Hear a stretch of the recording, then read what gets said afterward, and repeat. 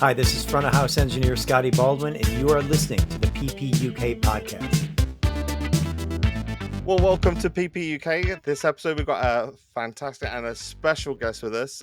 We've got Scottie Baldwin, front of house engineer for many artists, including, of course, Prince. With me on this show tonight is going to be Paddy. Hey, good evening. Thank you for coming on board, and welcome, Scottie. Hey, it's great to be here. I'm excited and I'm a fan of your show, so I'm looking forward to it. Oh man, that's amazing.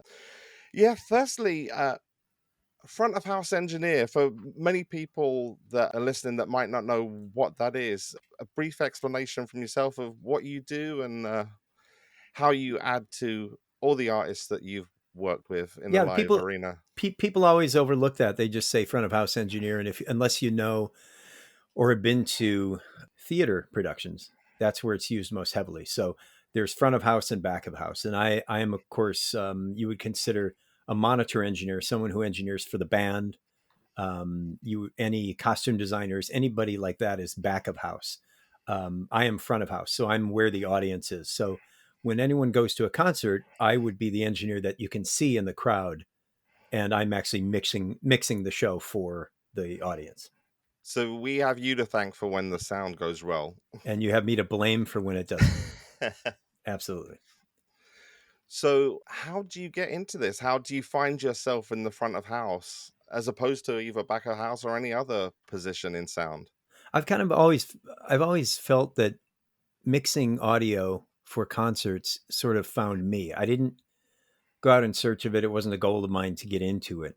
It sort of found me, and I kept continuing to get good gigs and good offers from artists, directly from the artists. So I sort of fell into it and just kept doing it. And now I find myself at 30 plus years of mixing audio for audiences all around the world for a myriad of different artists. For each artist, I'm assuming you approach the same job in many different ways. When you get a new artist, what's the first thing that you consider? What's the first thing that you're considering when you're approaching the new show, Oh, that's a really good question. I haven't been asked that. The first thing I do is get to know their material. I start to familiarize myself with their material, and I have to get to know it as well as the band knows it, and almost as well as the artist knows their own material and their own source for the inspiration of the art. Because I'm trying to translate what artists are doing on stage and making it palatable and accessible and listenable to the audience. So I always keep the audience. The first thing I do is keep the audience in mind, because after all, I sort of am an audience member. I'm just in a position of being able to control the sound. But I learn the music, and I learn the interstitials between songs. That's a big important thing for me, and something people don't often consider. It's not often just the song itself. It's how we get from one song to the other, what we do in between. What is that in between that connects all the songs as one composition? A concert is one composition of many songs, just like a song is a composition of many different parts of a song. Mm-hmm. So I have to look at the composition of a concert and sort of figure out how I'm going to mix it. Am I going to mix it with volume here? Am I going to pull back there? Are we going to do, and owing only to a conceptual change by an artist or a musical director, I will take my cues from them conceptually, but then I can sort of craft how a show goes and how it sounds. That was kind of one of my questions. Obviously, every artist is going to be different, and I guess some artists may ask more for an opinion. Some artists may be slightly, not in a negative way, but a little bit more dictatorial about what they want. Do you often feel that there is a little bit of a blur in terms of just doing a good job and actually being creative in certain respects? Yes, absolutely. And I've done both in my career. I've had artists that didn't really care about their sound. I've had big artists too. And their musical directors didn't say much to me either. They just didn't give direction. They didn't do anything. So I sort of took it upon myself to either, I sort of always overachieve because I come to things prepared and ready to go and ready to ask challenging questions and ask them artistically, what are you feeling at this point? And sometimes I didn't get the chance to sort of put those things in, and I just do enough. I should say I just have to do enough to make it sound good and just mix what they're doing. Other times artists are a mess and they need the help. They need the help of someone who has done this and knows how to curate. That's really what it is. It's Mm. curate the listening experience for the listener, and also owing to the artistic sensibility of both the artist and the musical director, I can kind of make that happen. I can facilitate whatever they want to do. Do you find it hard to put yourself in the place of the audience with when an artist, like, as you say, isn't really caring that much, or maybe not caring, but not understanding what the front of house is? Is that a harder position to be in than with someone who has a clear idea? Way harder, yeah. Way harder. um, Okay. because there seems to be a um, oh, my friend Gerald McCauley used to say, my lovely departed friend Gerald McCauley used to say, it becomes creative meandering. I love that term. And Nice. it's just a show. A show is just sort of creative and half creative and just sort of, there's no real focus or attention, or maybe it's just all the songs one after the other without any sort of push away where they're seeing the actual arc of a dramatic arc of a show happen. And that's when good show directors and good show musical directors and good artists who really care and have aptitude toward creation of a show, they become really critical and important. And I love joining an artist who has a vision that I can help imbibe that vision. Yeah, because I've seen many shows, and some of them are just basically a list of songs with the biggest sing along hit at the end, and then there's other shows which are quite clearly the artists have got that kind of start, middle, and end. They've got a concept of where the show has started off, whether it be in visuals as well, or as just in kind of a presentation of songs, and it's always a much more satisfying arc for me as an audience member when you feel like you're kind of being led from the front, so to speak, in that respect. And I imagine that a crew responds to those kind of ideas and that kind of narrative. Well, it would be the I like how you said that. It would be tantamount. It would be the same as going to a movie, and in 2 hours, all you see are a bunch of beautiful images and scenes, and there's nothing. There's no congruence, and there's nothing, or it's incongruent, and it doesn't really all go together. And certainly, we've seen movies like that, but it's much more satisfying to go to something 100 minutes, 120 minutes that really takes you somewhere. It isn't just bubblegum. It's not just a bunch of songs stuck together. I've seen huge artists do what I call bubblegum shows, where they're just trying to do, okay, then we're going to do that song, then this song, and then that song. And maybe there's a big wardrobe change. Maybe there's a horse, a fake horse. Maybe there's something flies over the crowd. Or gags. They call them gags. So you have the confetti gag, the cannons gag, the fire gag. It's sort of, all of it is great, but unless it's all tied together with a real dramatic sense of gravity, Yeah. it feels unsatisfying. It feels like eating a frozen pizza. You sort of get done, you eat a whole one by yourself, and after you're done with the napkin, you go, okay, what I just ate isn't going to make me fat. Like, that didn't satisfy me. You want something more satisfying. It's visual snacking without any kind Yeah. of context. I've got to say, it surprises me to find that shows with huge visual cues are ever made in that respect, because the amount of attention, I mean, the amount of attention from yourself and from the rest of the crew it would take, and planning it takes to put those things together anyway, even that you'd think that there'd be someone kind of stringing those arcs together.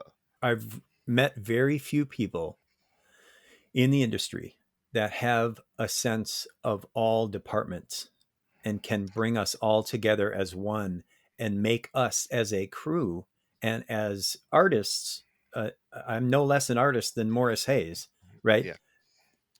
And I play an instrument too, and it's a sound console. But so when you bring all those people together and you make a composition, you make a concerto of both artists, band, technical support. When we all get in concert together, it can really be strong, and it can change.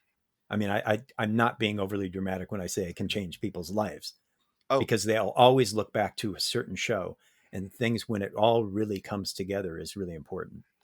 Well, I mean, I can say for a fact that bringing it back to say Prince is those shows have changed my life. The ones that I've gone to see, some of which you have actually engineered, some of which you doing the front of house sound for, and that's actually true. I mean, it's not an exaggerated thing to say. It's not a bold claim.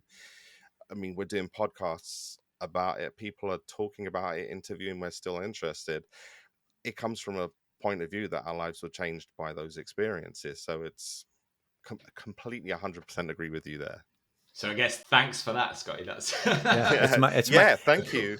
yeah. And every time I say you're welcome, I mean it. I think about what I'm Mm. saying, and I think about what you've gone through to put you in front of microphones with a big time difference between us, and you want to talk about something that was important to you, something that was part of the import of your life and got inside of you, and is the reason that you're doing what you're doing, because those kind of concerts, those experiences live, as a support to the record that you heard, are important to you and they're meaningful. And I love being a part of that creative process. I guess in terms of having sort of a full vision, I love the way that you talked about like this compartmental idea of different people with different responsibilities, pulling those together holistically to create something that's extra special. So the sum of the parts plus plus almost. With Prince, it always feels like Prince has a vision with his shows, and that there's something very specific. And I think it's always come across very strongly that he not overly controlling per se, but he's got a strong initial line in what he wants, what he would like to happen, etc., etc. But the counter to that is a lot of the time you get, and it was interesting because you mentioned this about similar to Mr. Hayes with an instrument and so on. His musicians often say it's not quite what you think. He wants me to just go and do my thing within the confines of what fits and the overall sort of orchestration from a working point of view with him on a show then, and sort of going back a bit to my previous question about how creative you can be, where are those kind of lines drawn, and how is that working with Prince? And over the years, I mean, he must have trusted you, obviously grown to trust you. Over the years, did you feel that line moved towards you and he would sort of let you create more, or a bit more leeway, or a bit more inclined to, all right, I'll go with that then? Yes, all of that. What made Prince stand out from other artists is that, well, first of all, I've talked in the past about him being universally respected by all artists. And I mean, you ask a member of Metallica, you ask a very famous opera singer, you ask a filmmaker, everyone loves Prince. And they love him for different reasons, but one of which was that he had a clear, almost definable goal every time he took the stage or put out a record. They were sort of thematic. Now, I'm not going to BS anybody and say that he worked that vision or goal through all the way to the end, because I had seen some really sort of almost embarrassing moments with Prince where, for example, someone had to hit play on the projector at front of house to play this background image on one tour, and it was a VHS tape. So when they pressed play on the VCR, it was actually light blue and it said play in the upper left-hand corner. And that happened every night. And I would just kind of giggle, and I thought, man, I'm not going to say anything. I don't want to get anyone in trouble, but if Prince saw that happening, he would be horrified. And the cheap, dirty solution is put something over the front of the projector, hit play, let it start playing, and then just pull it off so it doesn't reveal. There are quick, easy band-aids like that. And there are plenty of those kind of moments in a lot of Prince shows. It wasn't quite as tight as it would seem. And when musicians talk about, as you said earlier, about just kind of leave me alone and let me do my thing, and there's freedom within that, yes, there is. And a lot of times Prince just couldn't be bothered about things. So it wasn't all by design, is what I'm trying to say. And rarely is it all by design with every artist. And there is a point of control at which we reach that we say, uh-oh, this has become untenable, and it's become just sort of a mess, and everyone's kind of doing their own thing. Or you can go too far and control everything and then someone's coming up saying, you need to mix it this way. And I'll say, well, that's not really effective for the live thing. That person comes down stage and they have a solo and you don't want me to turn it up. And they're like, no, don't turn it up. So I've mixed in both situations. And Prince did, to answer your question, the end of your question, yes, he did trust me. And in the past, I've resisted saying that we were friends just because I've always sort of kept a respectable distance from artists, because when you think you're untouchable or too close, that can tend to burn one. And I've learned over the years that it's better just to keep the respect and stay a little bit distant and just keep my nose down and do my work, but still be as creative and service to their material and the audience as I can. Actually, going back to one of the points you were saying about because like Prince has been both over control and, like you say, areas where he should have maybe reined stuff in. And I was wondering, because when you were doing at one point you were doing drum tech for Michael Bland, were you there for the shows where Prince tried to do front of house himself from Yes. the stage? Because I was always interested by that from just from reading it. I'm like, well, how will that ever work out? Because you've got no meaningful reference point if you're on stage. So were you Michael's drum tech for that, or were you in the crowd? I was Michael's drum tech for that. And I left right as that was occurring. As a matter of fact, when I left in 1994 to go start my career in mixing with Sheila E., the soundboard was on the stage at that point. And the anecdote I can put to that is that one time in, I think it was around 2002. Yeah, we were on One Night Alone live. We were on One Night Alone tour, and we were playing in Toronto at a place called Massey Hall. And because it's a classic venue, they don't take any seats out. They just put wood on a whole bunch of seats, and they eat up a tremendous amount of area that the audience could be sitting in. And I went the night before and saw an artist there, and then I saw that horrible setup, and just it was unsexy, and it was just not what you'd want to see when you came into a venue. Is a bunch of wood and the soundboard on it, and an uncomfortable position for the engineer. And so I called Prince and I said, "Hey man, we should have me mix from the loading dock with some reference speakers. I'll mix the show from backstage on reference speakers, smaller versions of my live speakers, and it'll sound amazing and you can make more money." And he said, "No, we don't mix from backstage, Scotty." And I said, "Well, okay, man, but this is coming from a guy who mixed the show himself from on stage." And he said, without hesitation, he said, "Yeah, but that's when I hated everybody." So, Oh, for him, it was an issue of trust and control. There's simply no way to super accurately mix a show at front of house and represent what an audience is hearing if one is not in the position of an audience member. It just doesn't work out as well. But having said that, that artist needs to give away their control of the sound and the energy and the air movement and the effects and all the interstitials and the correct volume level and all that stuff has to be given away to a person that artist doesn't really consider a band member. And that's what most artists do, is they don't consider sound a band member. Prince, I had the luxury of him considering me a band member and saying I've said this quote before, but he used to say in rehearsals, he used to say, "Hey y'all, we got to respect our two extra band members, Scotty and Silence." He considered Silence a band member. yeah, The space between the notes, the things he talks about, and silence in between things. And when he would talk over silence, he considered that sound, but silence was a sound to him. And he considered me a band member because I was controlling all of their hard work and making it appealing to the people listening to it. So I did have his trust, and we were friends. And I've come to realize in this, God, how many years now? 6 years?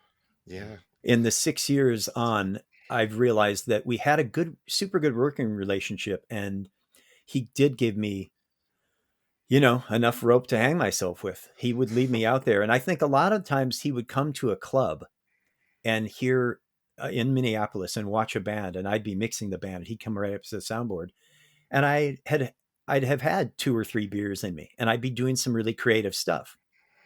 And I think he liked my fearlessness for sure. I mean, we had many conversations about being fearless, and that the fact that today's artists aren't fearless. Everything is done from watching another artist be successful at it, and then they go into it. Nobody's digging the tunnel. They all want to pretend that, but they're all following someone else. And Prince is an artist that a lot of people followed. I only think he lost his way when he started to follow the people that he had already influenced. You talk about a snake chasing its tail. When Prince started to say, well, in Beyonce's show, they do this, or in Katie's show, they do this, or did you see Adele's, what microphone she's using? And I was like, yeah, man, but you don't have to use Adele's microphone. He wanted to get Adele's microphone. He wanted me to buy that microphone. And I thought, but it's a completely different thing. Like, he had lost his way about what microphone to use. He could use any microphone and be successful. Yeah. Well, he had an amazing mic technique. From an audience point of view, he had this amazing mic technique. Not only did he have this amazing range, he had this kind of amazing mic technique. I mean, is it you that's going about picking the mic for the show, Yes. and how do you, with somebody that with such a vast group of styles, tones, range, and also somebody who can control their breath in such a way that they've still got power at falsetto level, Screams. screams, and they have to go and whispers in baritone? How do you even go about like miking a voice like that and making it work in a stadium and a club? Chopin, I've been waiting for 15 years for somebody to ask me that question. I mean it. That's a wonderful question that I don't hear asked at all. And if anyone alludes to it, it's not often enough. Prince had an amazing voice. We all know that. And I once, I think famously on another podcast, said that or maybe I tweeted or something, that his best instrument was keyboards. And people jumped all over me and said, no, of course it was guitar. And I think the real answer is, and I've come to kind of agree with that. I think he was a little more creative and less staid than he was on guitar, on keyboards than he was on guitar. Guitar, he was a really super great funk player, an amazing rhythm player, and everything was sort of blues based and pentatonic scale, blues scale based. Yeah. But he had a great touch. On keyboards, he thought, because he wasn't trained and didn't read music, on keyboards, he was free to make mistakes, seemingly make mistakes, but they were actually very, very complex and interesting chordal progressions and runs. And the way he would voice chords was very, very much like he learned from Lisa Coleman how to voice chords. She had a tremendous amount of effect on his career and how he played, and on his voicings. And I noticed a marked change after Lisa joined the band. Having said that, his voice was his greatest instrument, for sure. Never flat or sharp. He could nail anything, anytime. He had a facility. He didn't fear any songs. He could give you the whisper or the shout with equal effectiveness at any point in the show. It's almost as if he ever signed a deal with the devil on any level. I think it would have been the quality and sustenance of his voice was the thing that he did, because it was perfect from beginning to end. And to work with that, making the right mic choice was easy. I could have done it with a very cheap, inexpensive $100 US, $100 US dollar Shure 58, and it would have been fine forever, his whole career. And he used a 58 for a lot of his career. But I put him on Sennheiser, and near the end, I put him on a Heil mic for the piano and microphone show, just because I knew proximally his effect, what he wanted from playing piano, his proximity effect would be best used on a big fat diaphragm, not a condenser mic, but a dynamic mic with a big fat condenser diaphragm, excuse me, and that he would be able to get the effect he wanted, as evidenced by him the night before the piano show. He said, I've always wanted to sing way back from a mic. Can you help me do that? And I said, absolutely. And I did a couple of signature things that I do to vocal channels that allowed him to be back very far and snap and to sing and to sort of whisper and to do that low talking voice that he did from not right up on the microphone, but back quite a ways, at least a foot, but still be able to fully give all that volume out of front house without feedback. I've got to say, I went to a celebration in Paisley Park about 2018, and they screened that two parts of that Paisley Park show, Mm. and hearing it on those speakers, it sounded phenomenal. That mix sounded absolutely phenomenal, and if it ever comes out, people are really gonna go wild for that one, because it's interesting what you say about the large diaphragm microphone, because it captures his chest voice, like the chest voice really lovely on that performance. And I was wondering about that kind of, he talks from far back, and I wondered whether it was just that Paisley Park room being carpeted and stuff was not a very reverberant room, that he was able to do that, because it didn't sound over compressed either. No, no, I try to always leave Prince as least compressed as I had to, because the dynamic was in both his voice and his mic technique. So if I want to piss all that away and just squash the hell out of him and take all that away, that takes away the musicality of depth and width of his voice. So I would try and just grab the top stuff. And I knew when he was checking a microphone, I always knew whether it was a club show or a concert. I knew where that level would be, and I sort of put that brick wall sort of up high so that when he Yeah. screamed, it wouldn't distort. And it was interesting to see that show back at Paisley Park as well, and to know the emotive quality of that January 2016 show. He really needed the close and the far because Mm. half of that show was basically narrative, and he was talking while playing underneath. He was talking over the top. So I certainly didn't know that was going to happen, but he made it more of a narrative overview of his life up to that point. So yeah, it will get out someday, and I'm super proud of that. And my goal would be and I've already talked to the estate about wanting to take that informally, I should say, Yeah. about wanting to take that show on the road, take the multi tracks of that show, and where we go back to all the venues we played in Australia, and it would be Kirk and me, and we would go back and do a Q&A session and beforehand, and then we would play the show back, and I would actually Wow. mix it real time as I mixed it in the room, not just playing back the stereo version of the show, but I would actually do the speaker setup the same. I would actually play back the show the same, and during a Q&A segment, I could play back just his vocal or just his piano, sort of break it down, sort of a breakdown, a high resolution view, and listening to that show. I think the fans would love it. They deserve it. And it's really what's sort of needed for closure Yeah. for his life. And what a way to end on that. Have you felt since his passing, you've kind of warmed back? 'Cause that is an amazing suggestion. Oh my God, yes. Hopefully, it progresses far more than an informal chat with the estate. I But mean, sign me up on the tickets. yeah, Just take yeah, my money. that's. Yeah, I was just going to say take my money. But do you feel? I seem to remember I'd heard you on one podcast. I think sort of shortly after he died, there was a period of time where perhaps that chapter's closed. You felt a little bit reticent to perhaps engage. Mm-hmm. Has over time, I guess it speaks volumes to your relationship and feelings about that time that you would therefore get to the point where you'd be having that informal talk is kind of where I'm going. Was that a bit of a journey to get there, and were there any triggers specifically which made you think, actually no, there's a bit more road to walk? Because obviously you did the revolution stuff and things like that, but that was the revolution was part of it. I don't know. I think there's 5 stages of grief, and yeah. you have to go through those. And certainly I had done some interviews when I hadn't made it all the way through. Working with the revolution was a big part of my, not that it's about me, but we all, nobody owns the grieving process. Okay. So we all have our own relationship with that. And sure, there was a bit of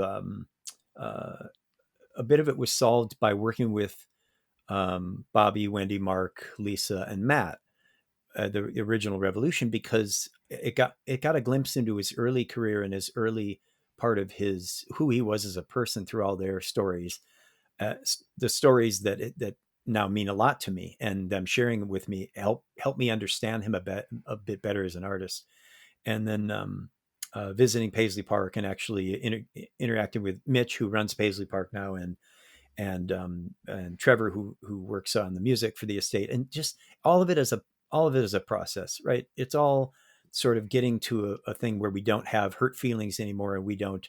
Um, Certainly, if we've learned anything in the past 2+ years of going through what we've gone through, that and especially not just the pandemic, but in my city, my home city of Minneapolis, and the upheaval that happened over the murder of George Floyd by the police, people that we trust. There's got to be, we all have, don't we, a sense of understanding one another over a period of time, and change. We can change over a period of time and seeing things a different way. So yeah, I've come to a better feeling about my contribution to his career, knowing he was a prolific live performer, and I was probably his most used and certainly most appreciated front of house engineer. And uh, I, I I I consider it a total honor to have been part of getting fans what they loved about their greatest artists. And my biggest regret would be a fan that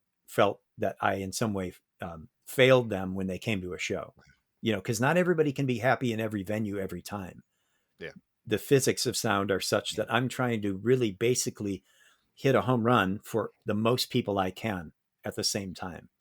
And so I did the best I could. And I would love to think what it would be like for Prince. Okay, I mixed an artist in Taipei a huge artist in Taipei earlier this year. And I mixed the show in Dolby 11.1 surround sound. It was the first time that's Wow. ever been done in Dolby like that. And um, it sounded phenomenal. And there were many points during the 2 week, or it was over a 16-day period. We did 12 shows in Taipei Arena. And there were times that it was, it sounded so good that I would picture Prince next to me. I would think about him and how much he would have enjoyed and been happy at how it sounded. And it made me feel proud. I always say that I worked with Prince, not for him, but still deep inside, there is something that I always wanted to impress him. I always wanted him to be impressed and proud of me. I know he was super proud of the box set that came out. He said so. He was happy that he wanted me to write liner notes, and they were impactful and meaningful. I wrote liner notes in the Mhm. middle. They're hard to find, but you can find them online somewhere. And and and and he was really proud of those notes. Like he said, "Look, you're giving an overview of our career together." And I said, "Yeah, man. It's just it was." So I know had been proud at Ame's show in Taipei when it was sounded so good and things were coming from behind and the sides, and it's just really, I still look to impress him even in death. That's that thing that's interesting you say about the ownership of the kind of grieving process, and we don't, because obviously, like being in fan gatherings, there's been so many ways that grief has been expressed. And one of the weird things is, I know from my point of view, in my own kind of journey of it, was in the initial stages I just wanted to play party music, and it's just like, well, for me, as somebody who's, I think you and I are kind of grieving two different things. I'm grieving a kind of an icon and an influence, whereas you would be grieving a more like fuller idea of a human being. So for me, it wasn't until a few months later where I was like, it feels like it's time for Prince to roll into town again. That's when it started Mhm. to go, oh, I'm really missing something. Because I had the music that I on a day-to-day basis and the videos on a day-to-day basis that were his influence on my life. And but then it's like, oh, there was this periodical top up of this amazing live performance that, oh, that's not coming round again. I'm starting to understand just what we lose when we lose an artist of that stature. And that, I think, is why our process, like from a fan point of view, our process is a little bit longer, because the immediacy of contact is so delayed by the kind of touring process. Yeah, you make me think of something in the way that you handled the grief. I was thinking the other day as I was listening to still one of my favorite artists with whom to work was a band called Scissor Sisters, and I grieve them on a regular basis, and no one has passed on, but their music is so good and so needed now, by not only the world but the LGBTQIA plus community, that I it would be such a beautiful time for Scissor Sisters to come back. Um, Jake and Baby Daddy and Dell and Anna were very special, and their shows were amazing. And I go through this sort of strange grieving process about not feeling like I might never not only mix another show of theirs, but just get to hear them live. And you're right. I had that watershed. I had that moment myself. I went, wait, they're not going to play again unless they decide to. But Prince is never going to walk into a room again, much less play it.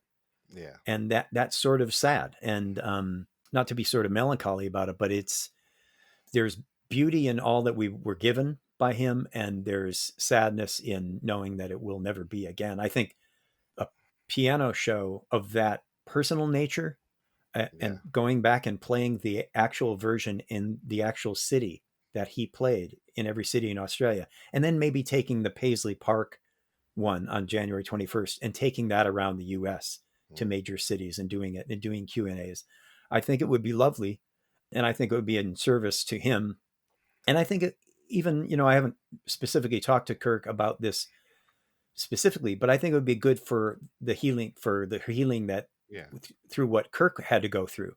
Yeah. The initial blame that a lot of fans put on Kirk, when Yeah. really in reality, I knew from the very beginning that Prince was responsible for himself, and that was a lot of unfairness to put on to Kirk. And hopefully over time, as we've seen in the past few years, there is a level of understanding that can be reached by each of us individually about other people. And that would be, I think, a beautiful way for Kirk and or I to talk about that process and what we went through during the piano show. Absolutely. And if you ever do that, please take it to London. I mean, I'd happily go to the Oh, States to see it. undoubtedly it would go to Oh, London. Yeah. please. Which is a kind of when you're taking a show like that on the road, which kind of leads to another thing is like when you talk about the other band members and the instrument you have as the desk. When you're taking a show like that on tour, do you consider the room itself, the ever-changing room on tours? Do you consider that as another instrument or part of the band as well when you're approaching? That's a beautiful question, and that's really thoughtful of you. Yes, for sure. Every venue has its own challenges, and that venue itself is an instrument, and it's an instrument of reverberation and of containment. Especially when you're indoors, whether you're at Royal Albert Hall or you're at Kodak Theater in LA, whatever it is, they all have a characteristic, and it's working within those confines because rooms are unforgiving.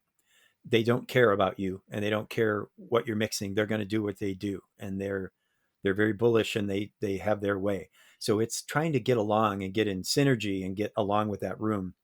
And good engineers know how to work along with a room and be in concert with the room itself. And we know what to do with the music and all the different elements of low end and high end and pronunciation and oh, uh, having things be transparent and getting them out to people and try and have the people absorb them.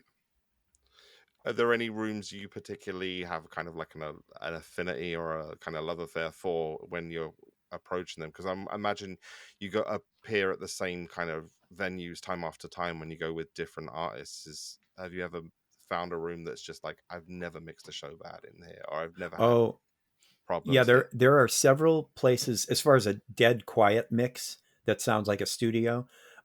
There's a place in Singapore called Canning Park, and it's on the side of a hill. I don't even think the hill is perfectly level. It's a little bit at an angle. It's in front of an old building, and it's just a beautiful place to come and see a show. It's sort of a natural amphitheater, and it sounds like a studio. And I've had more beautiful mixes where I thought, this is perfect. This is exactly how I want it to sound. Canning Park always comes to mind.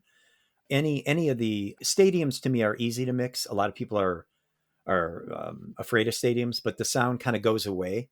It dissipates and it disappears in the air, so I can get away with more, and I can mix it more like a studio. It's rooms that are sort of mid-size and small that we have to watch out. Theaters can be tricky. Overhangs where there is an upper level that has a really deep overhang in theaters, those can be really tricky. I have to get very creative in how I deliver high quality sound at full resolution to all the people. One thing I was curious about, when you do a show in the round, because you did the musicology tour, does that,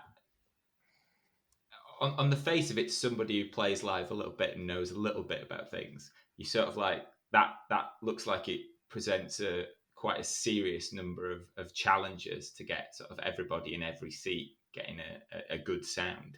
What's your experience of sort of in the round compared to a standard sort of setup? Another good question. I Prince always loved. Well, after musicology, he said he never wanted to go back to an end fire stage, a stage at the end of a where you fire one direction.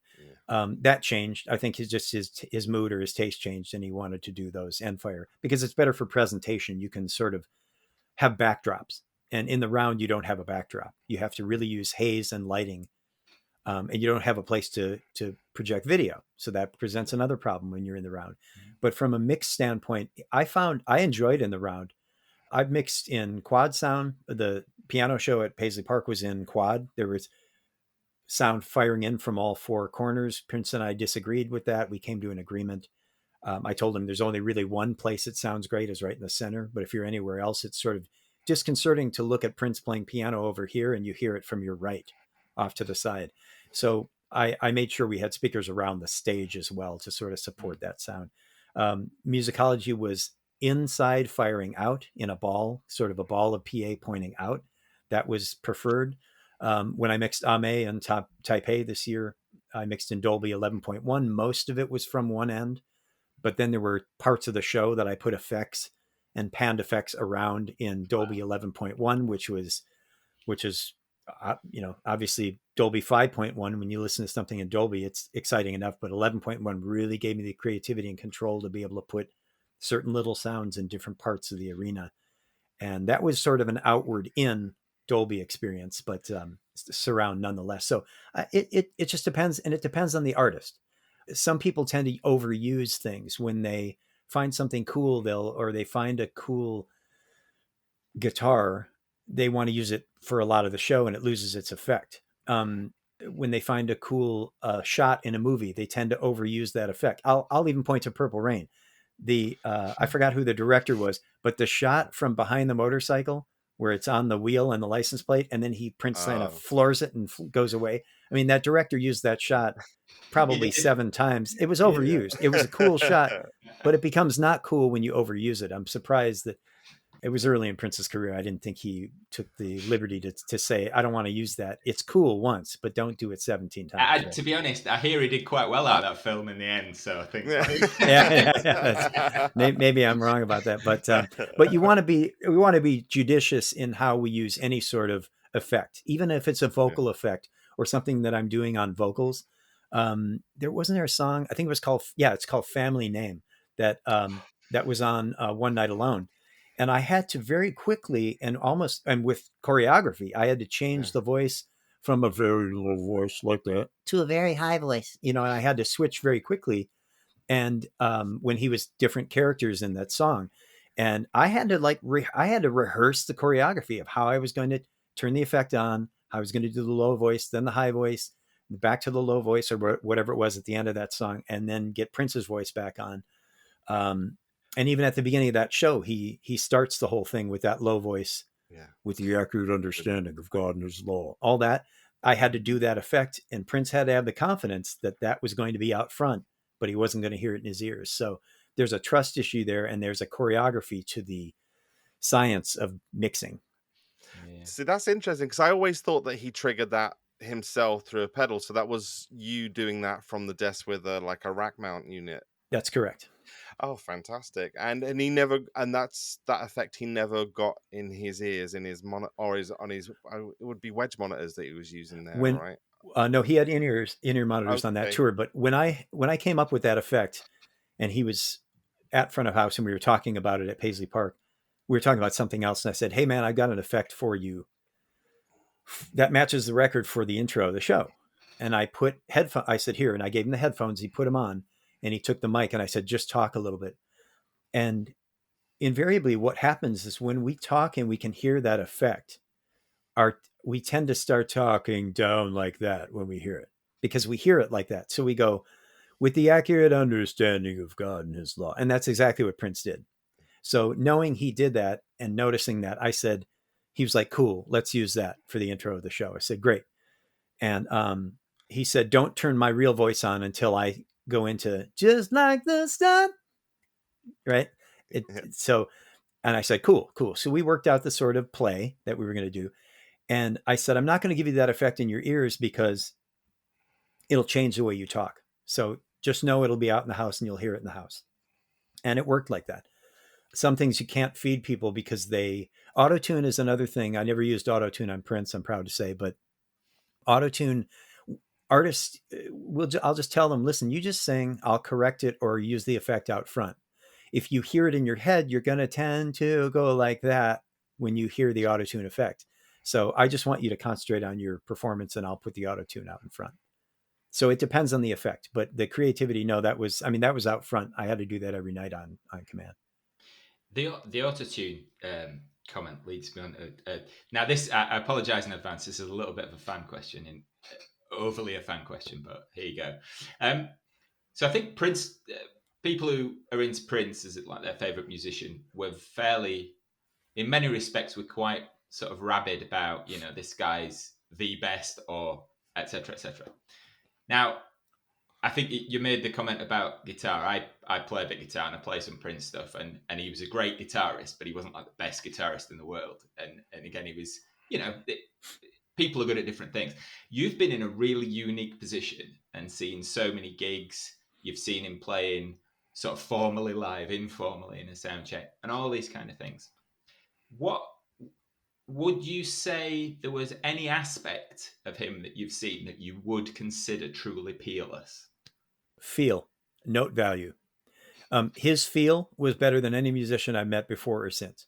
It was almost, I hate to, it was sort of otherworldly. It was that good. His feel, his depth. I mean, maybe I'm saying feel wrong, but he had the innate feel that of just the right thing, like chef's kiss, like just right.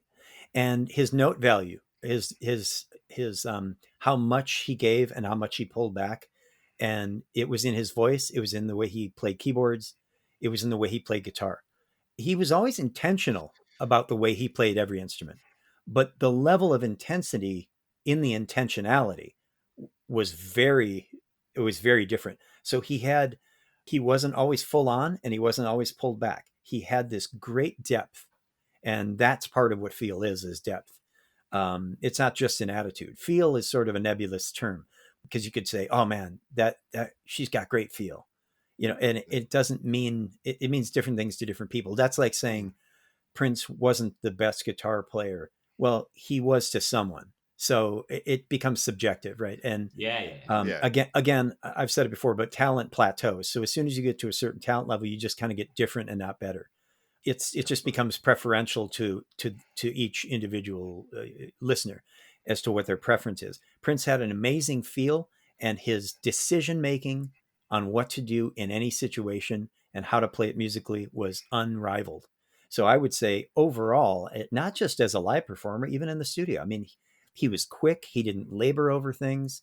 He left a wake of battered and abused engineers in his past because they had the daunting task of trying to keep up with his ideas and not interrupt the artistic flow, which is huge. And he did that all and he did it all super cool. Like he was just super cool about the way he did everything. So you really had a peerless person at the things he did. Now he didn't score. He didn't create violin pieces, violin one from violin two, the second chair. Like he didn't know how to score and do things like that, but he just simply didn't do them.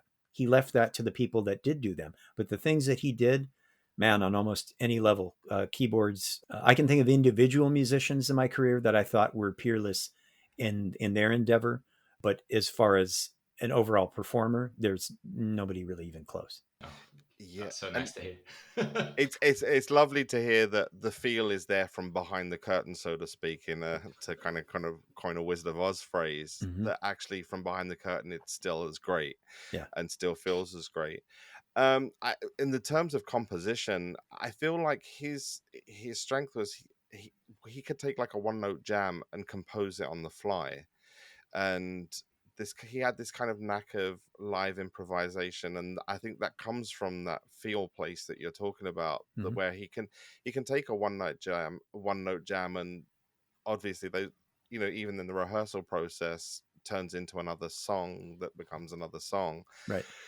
um Always, sorry, it's it always, again, what you said about feel and his ability to be aware in the moment and know exactly what he wants to do, where he wants to go, and go there seamlessly and perfectly. I think the solo he did at the end of the George Harrison Hall of Fame thing on My Guitar Gently Whips, it's sort of technique. It's not like, I don't know, Steve Vai playing For the Love of God or something like that, but it's almost as if he encapsulated a little bit of universal perfection in that moment of how he Mm-hmm. approached that and what he did. And like you said, his playing is predominantly pentatonic. Again, he's sort of his funk playing's a little bit different. That is stunning. The speed, the movement, the cleanness of a 16th is quite. I find that quite stunning as a guitarist. The soloing's predominantly pentatonic, but right right thing, right time, right place, Yep. complete awareness, complete control. So yeah, I'm really sorry, from a personal point of view, I'm really sort of happy that was what you came back with, because for somebody who's seen a lot of it up close, that's a lovely thing to hear. It And really. heard a lot of it in headphones with the solo button on, where I could really listen to it, and just where I'm oh really.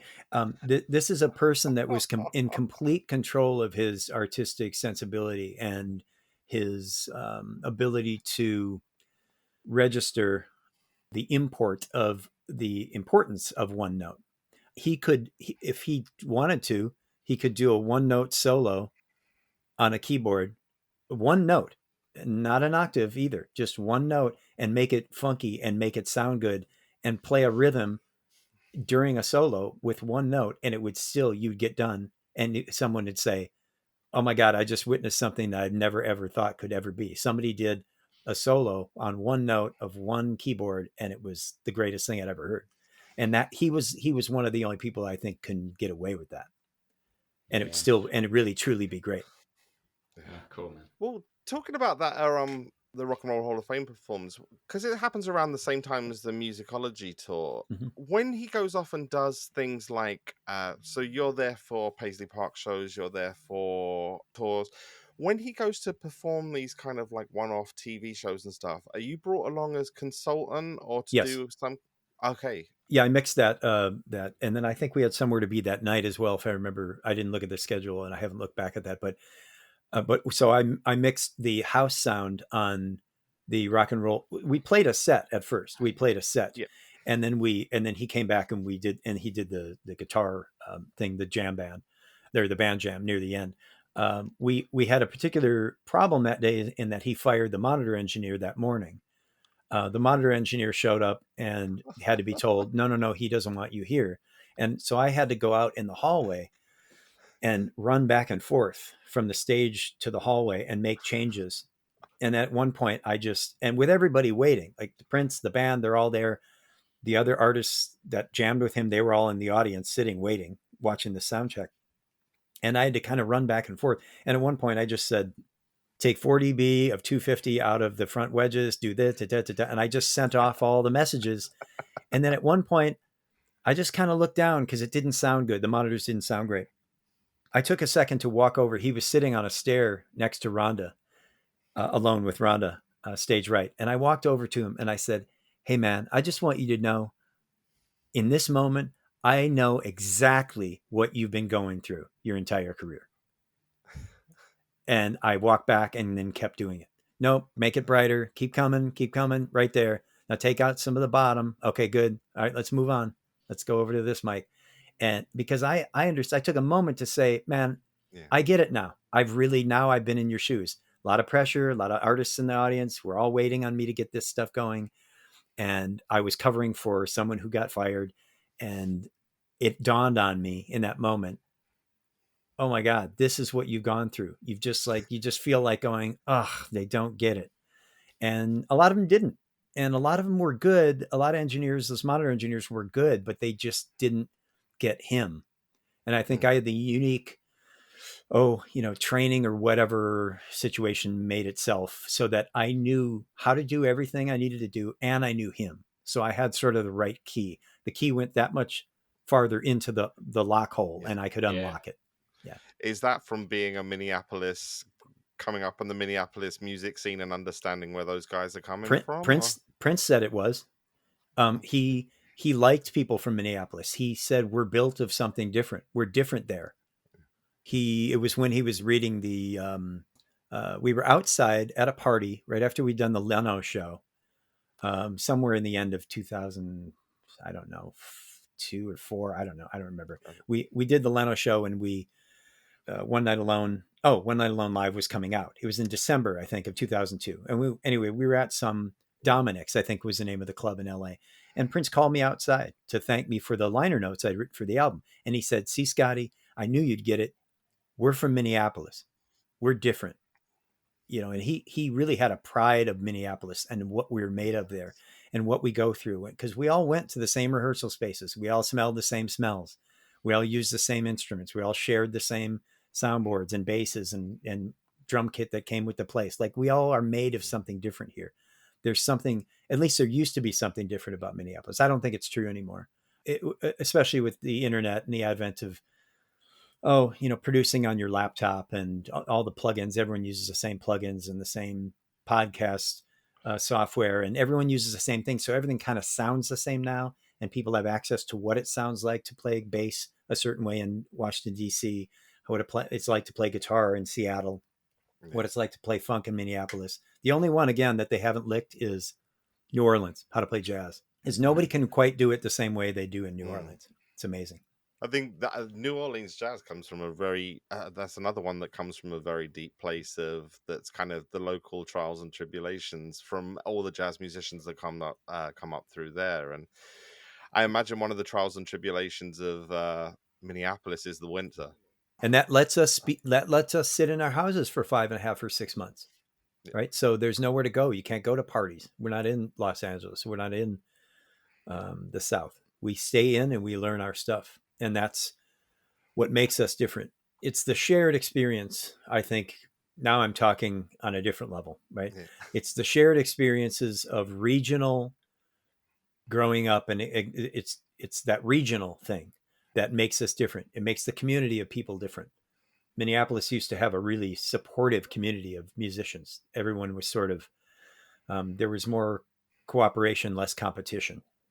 Very different than LA, very different than other places, and New York, because people were vying for the same gigs in New York.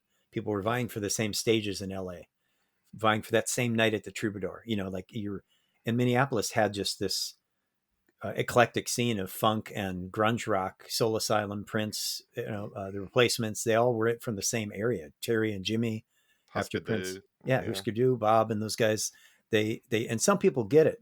I've got a friend, Fred, a good friend of mine, who understands. He's not from Minneapolis, but he understands what it's like to be from Minneapolis. Some people do get it. After all, they do understand what it means to be from here. It's weird because like my experience in Minneapolis is obviously kind of filtered through Prince for one, and also from when I came to came to visit Minneapolis. There were events going on, so it's kind of, the place is kind of colored by that. But I found it was a very fascinating place, just for the fact that it was April and I was delayed by a snowstorm. Like Right. That's right. that in itself was like, wait a minute, I have to stop over in Cincinnati the night because there's a snowstorm in April. So first time I landed in Minneapolis, it had snowed in April, so it was just like, okay, I'm done. This is beyond metaphorical. It's That's right. actually this is literal now. And visiting those places and kind of North Minneapolis, getting an idea of the psychogeography of Minneapolis and First Avenue and Bunkers itself. That was a really interesting place to visit. Was the Way Center still going when you were coming up in The Minneapolis? Way Like Center? the Way Center, where all the Battle of the Bands were happening with like Oh, Flight Time and up in North. I think it's up in North Minneapolis. yes, it is. No, I wasn't, and I never been a part of that. My formative years were spent at Bunkers and Whiskey Junction. Prince didn't really like coming to Whiskey Junction. It had a lot of, it was smaller and it was very bright. There was a lot of, what do you call those lights, like beer sign lights, Uh, neon lights. Neon. Yeah, a lot of neon, a lot of brightness. So even when it was dark, the club was bright, and Prince didn't like that. Sheila used to come. Sheila used to come in there. There were several players that would come and watch the Men Who Eat Out, that band on Sunday night, which was Michael and Sonny or Michael and Doug Nelson and Steve Cherwan, Billy Franzi, a lot of Yeah. real staple Minneapolis players. But Bunkers was a special place, and it was special because it was smoky and it was crowded, and it was Monday and Tuesday nights when no one had anything going on, and you get in the doldrums of winter, you get in the middle of December or the middle of January, and that's where everyone was and wanted to be. Yeah. And that was a special place. So it had as much to do with the Minneapolis music scene as any one particular studio or one artist. I like Bunkers. The first time I saw it was like as I'd flown in. Like I said, it had been like this April snow that had like blizzard that had shut the airport, and I was thinking I got to Bunkers and there was like this kind of handful of people there because there was snow drifts at the door, and I was just like, people are still coming out and they're playing. Like this band is because it was Dr. Mambo's Combo, Mm-hmm. and it was Sonny, Michael, and Billy and Margie Cox, and it was just like these guys are playing like it's the biggest stage they've ever played, and they are like they're doing like 3 hour sets, and I was just like, this is something else. This is this There's this kind of inherent love for music in this building. It still had that felt for me as somebody who was visiting it anyway. Yeah, and they're still doing that gig, and they've done it forever. And the players have died and moved on and changed, and Yeah, the roll call is different, but they certainly have ingrained in them, and all the players in that band have that history in them. Now, I'm not going to say that they're fresh and that they're doing things differently every week. I know that they've been on cruise control for a long time as well, in all candor. The set list doesn't change much. They don't challenge themselves. They haven't tried to take it to another level. It's just sort of been at a level, and that's just the way life is. We there was a time and a period where that was a really special place and a special band, and now yeah, that time has sort of moved on. For Prince fans coming to Minneapolis, they come there to see the combo. They come in one night, and yeah. they get really moved by that experience. But I can tell you, week to week, the show was very much the same, and the set list is very much the same, and that's not unlike your favorite artist.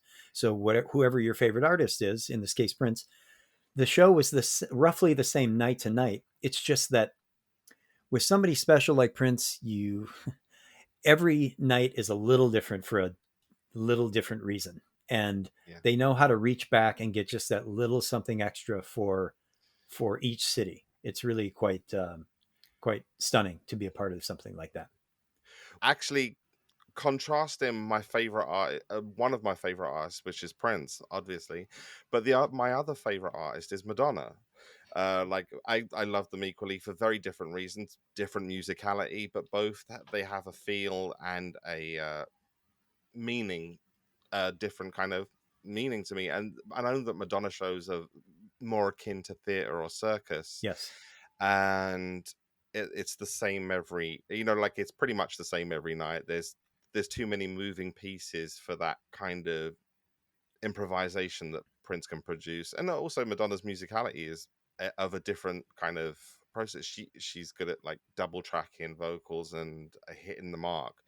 I was just kind of wondering, how does the process of a show, specifically because was it the reinvention tour that you were I uh was part of was it American Life? That sounds right. yeah, that would be the reinvention tour, like 2003 into Yeah, that's right. 2004. It was the American Life was the album that Okay, yeah, it was got it. as, yeah, where she comes up doing Vogue standing on her head. Yes. Yes. And there's that amazing Beast Within kind of intro. So that is, weirdly enough, you like were doing sound the first night I saw Prince and the first night I saw Madonna, because those are the One Night Alone and Reinvention of the first times I ever saw both those artists. So thank you for the sound in the room. You really gave me an experience both those nights. And they're very different artists. You know, they're two of the bigger artists I've mixed, and they have a very different approach. The Madonna's approach was a regimentation, and very even I had very little and needed very little interaction with her. Yeah, Stuart Price was her musical director at that time, and yeah, Stuart knows his stuff. Like he had a vision. He had an oral yeah, vision of exactly what he wanted, and it was easy for me. It was a little bit more synthy, and it was a little more Stewarty. You know, Stuart yeah, is a great producer, and so he knew what he wanted. There was very very little interaction that I needed to be done with the artist myself, and the show was very much the same all the time. yeah, And that's her style. Prince couldn't have survived like that. It would have killed him yeah, slowly inside. It needed to be different. It was more on the edge. It was more the risk of failure is greater when you take things. You know, when you extend versions of songs and you yeah, call out audibles and things like that. And that's what I like being a part of, because it reminds me of why we do things live. But there is something to be said for a show like Madonna or like Gaga, where there is where the show or Ame show in Taiwan, when I mixed that this year, that is very much the same night to night, yeah, and it's a more curated experience, but not less important. It's still important, and it's important absolutely. in those cases. It's important that it's curated to a Yeah. certain level. Is there a preference, sort of a preference for yourself of what type of show you would be doing then? Would the Prince approach be the one that sort of stimulates you the most, or would a structured show in certain ways be a different kind of gig with other positives that you wouldn't necessarily automatically assume? I guess if we were going to stretch that example and pull it out all the way, it would be like a Broadway theater show is completely the same every night. That's what you want, right? And even in engineering, you'd have your cues. There'd be 1,000 cues in the show. Boom. When she says that line, change scenes, and it'll turn on this mic, and you're really hitting your marks. That would be the extreme. Pulling back from that, it would be like Gaga, like Madonna, like Katy Perry, like Taylor Swift, like Ame, where the show is pretty much the same every night. You go all the way to Prince, which would be as far as high end shows would be can be very different. He can just skip songs, go to another song, call an audible, go into B flat, where I know, oh, here comes Purple Rain. You know, where there's has to be a greater understanding. My preference is somewhere in the middle. I do like preparation. I'm preparing for a January run with a new artist named. She's not a new artist. She's a very established, very popular artist named Jolin Tsai, and in Taiwan. But I'm doing all the legwork now. I'm learning all the music now. I'm doing all the administrative stuff for my position, which is input lists and planning on the sound system and planning all that out. And I like that. That's regimented. It's very, very structured. Jolin's show is very structured in how it goes down. There's lots of video, moving parts, possible danger. There's, you know, elevators. There's things you have to be really aware of Mm, when things are moving on stage. I kind of like things in a regimented way, but I do like that musicians are able to stretch out. The same question would be applicable to a musician. Do you like to stretch out on stage? Do you like to yeah. run a structured show where you're just playing parts and don't get the spotlight? I think both serve in different ways, and I enjoy them both. I have to say, I miss mixing Prince. I miss him because I guess from a selfish standpoint, because I was given so much leeway to do what I wanted with effects, to get creative, to do things to his voice that had never been done with octave, with effects, and or him missing a pedal and me being right there to put the echo on. First, I could never take the place of your man. Having it ready, I knew if one night he would miss it. One night he missed it. I hit it. I did the effect for him. And after the show, he was like, good looking out. Thanks for doing that. And I was like, yeah, I miss that because that is less in my world than it ever has been. So I miss him. I like them both. And I miss the Prince I style. suppose you're part of a very special group of people, really, in Yeah. terms of like front of house engineers that have mixed prints. I'm curious, have you ever had any interactions with other front of house engineers who've mixed prints and ever sort of compared notes or stories or anything like that? Anything? I've heard the stories. My friend Denny mixed prints for his Las Vegas residency, Right. and Denny's a really good engineer, and he and had a really good mix on the desk when I got to it. Prince called me up and wanted me to come out and just talk to Denny. He didn't want me to take over, but he wanted me to sort of just have a talk with him about what he was doing and how he was treating Prince's vocal and how things were. So it was a little nebulous. Prince didn't want me to tell him he was doing anything wrong, but he wanted me to inject a little bit of that attitude and aggressiveness. Is Yeah. what the word Prince said. He's not, or no, he said he's not fearless. That's what he said. So he wanted me to inject a little bit of aggression into his attitude so that he took a Yeah. little more chance. But Prince oddly didn't want me to mix that.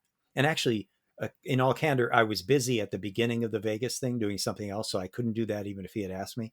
But Yeah. I was quite happy to come out and meet Denny and work with him and just say, hey, take a chance here or do this, or don't make that so staid. Like reach out a little bit or follow him on these breakdowns and really, it's that engineers wouldn't take what they did differently. I'm taking your question, reformulating a little. What I did differently than other engineers is that I was always knew the music super well as the band, certainly.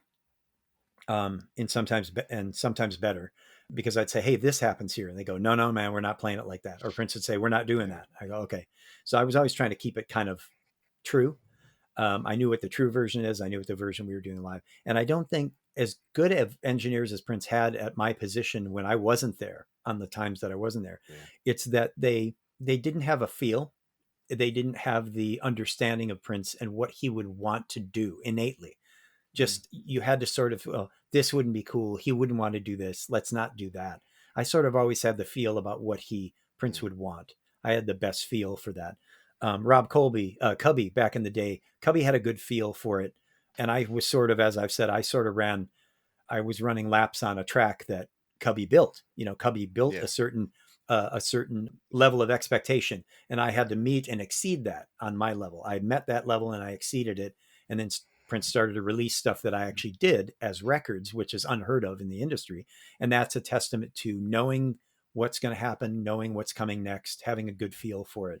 And I've been able to take that skill set that I've amassed on Prince and mixing Prince, and then make it applicable, apply it to other artists to their benefit. I did a lot of that for Lady Gaga. A lot of it's Yeah. for Scissor Sisters. A lot of it for The Fray. A lot of it for a lot of artists. And just say, no, that's not cool. Like this would be better. Duran Duran, that was a big one. They let me basically rearrange the set list. They wanted to know my input. I said, you have to Okay. do Union of the Snake. You've got to start with this.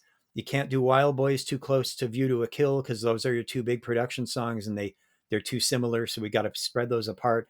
And they really listened. And at one point I was looking around me and those five were just listening to me sort of rearrange their set list. And let's those two are the same key. We got to spread those out.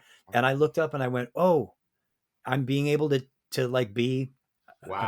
I'm running a risk here, but I'll Yeah. take it. I'll take it as a challenge. I was able to sort of be Prince for them, Yeah. right? I was Yeah. able to go, this would be cooler if you did this. This would work better if you did this. Don't you agree? And they go, yeah, we agree. I say, cool. So I was able to take a lot of that, what I learned from Prince, and apply it to other artists. I'm really happy to have done so. Couple of things from all that. There's a lot to unpick there. That Yeah, was me too. fantastic. Yeah. Because you're tiptoeing into show Yeah. director mode there. Yeah. I mean, like, first of all, a completely beautiful level of trust there, Scotty, because I think for somebody like Prince, you mentioned you used the word nebulous, which is a lovely word to use, articulating what you were saying there. Because essentially he was putting you potentially into a fairly awkward situation. But the fact that he knew you'd be able to handle that and your advice was the advice he needed, but he knew he had somebody else doing it who you knew. I think that speaks to massive amounts of trust in terms of Yeah. knowing that you'd be saying the right thing and saying it the right way within the context of a potentially open situation. I think that's really amazing, to be perfectly honest. And the Duranda, right? I absolutely, I'm picturing it in my head. These guys just sort of sat around you listening to you go through their set list. That is fantastic. I think I picked up on one of the other podcasts I'd listened that you'd spoken on that you was it a little bit of a conscious thing to do some different types of music because you'd worked with a bunch of like a particular genre of artists and you felt you didn't want to be sort of the R&B soul guy necessarily, and you just wanted to prove your skill sets here and there. I was just going to say how sort of left of center would you be prepared to go with Axe, or is there anything that's a little bit further and a little bit more alternative that you would like to have a go at or anything like that? That's interesting. That's a good question too. I made a decision in 2003 to add some white acts to my resume because I feel like I was being pigeonholed as I was like, oh, he's the soulful white R&B engineer, Mm. and anytime you get typecast, it's good to throw a curveball. Yeah, yeah. Um, and so, and in that year alone, I added Madonna, Donny Osmond, Duran Duran, and Brian Ferry. So those are four biggies to add in 1 year, in one calendar year. And so I was quite happy with that.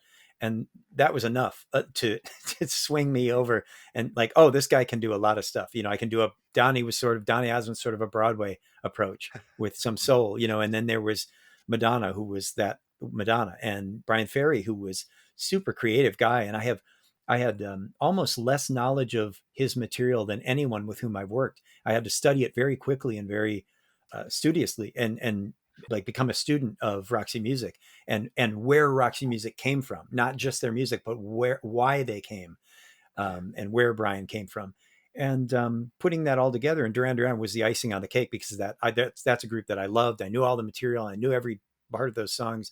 But yeah, there was a conscious effort at changing how I was viewed in the industry, and it sort of worked out for me. But I guess I would like to. I don't think I'm a good enough engineer to mix classical. Not that classical isn't something I've done. I've done huge string sections. I've done solo piano performances. I've done a lot of mic technique on those far away instruments so that it's not so close or into a direct box. Right. I've done some creative engineering. Um, I don't think I'm on the level of an engineer that is following the score and can tell, hear a take and say that no, someone in the viola, so and so Yeah, play your part. Mm. And that part of the viola section was off. I'm not good enough to do that. So I don't go there, much like Prince. I just won't do it. But I really like some of the bands that I hear coming up now. I hit up a band called Video Age. I said, why am I on Instagram? I DM'd them and I said, why am I not mixing you?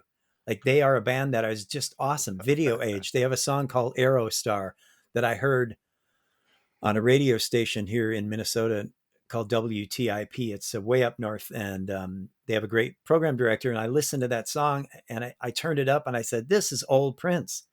And it wasn't. It was this group from just a few years ago, a song, and it was an awesome song and an awesome group. And I think they're four guys, and they're from like Denver or Louisiana or somewhere. I don't know where they're from, but Yeah. they would really benefit from my knowledge, and I would love to. I'm in that elder statesman part of my career, right, where I nice. sort of is not. I take it very seriously, the kind of effect I can have on artists and how they present their show, and I try to only give advice when it's asked for, and also when it can really benefit them, and it's like a no brainer that it will be a benefit to them. Yeah. You're very much a part of everything that he Yeah. was, in a sense. Yeah. The way that things can concentrize out in terms of experience and knowledge. It's Yeah. lovely to think that you're confident, not the right thing to say because obviously you're a professional doing a job, but the fact that you can sit there and say they would benefit from my knowledge, that's like really pure and from a very, very good place, I think. Yeah, and and you said something about a show director earlier. If I really had any nuts, I would give up engineering and become a show director, become someone who is creative in that process. I'm certainly not on the level of creativity in the genesis of a show the way Roy Bennett is, who worked with Prince years Mhm. ago on. Yeah, right. Yeah. Yeah. So Roy is a legend at what he does because he thinks he is every bit an artist as any artist with whom he's worked. So he can say, here's what we're going to do, or what do you think of this? Or they say Mm. something and he can take that ball and their idea and make it from the genesis, make a whole concept of a show. There are lots of people who are good at that. Roy just happens to be, like the best or one of the best. Yeah. And it's nice to, I don't think I could do that for someone, but I do know what looks good and feels good from the audience perspective out front. So I don't have enough guts to give up what I do and become a show director, but I certainly could be a producer of sorts. Prince told me once, I think it was in 2002. It was on a break on the One Night Alone tour, where he said, "You're overqualified for what you're doing." I mean, he was very directed at how he said it. He said it in Studio C to me as we were farting around with the Lin machine, the LM1. I was getting a tutorial on the Lin drum, LM1 drum computer from Prince for over an hour. And at some point before he left, because we were by the doorway, he said, "You're overqualified for what you're doing. You should be producing and give up what you're doing." And I was like, "Oh yeah, man." And I sort of, shucks that comment. I wish I had listened to him and had the guts to, just like have a leap of faith.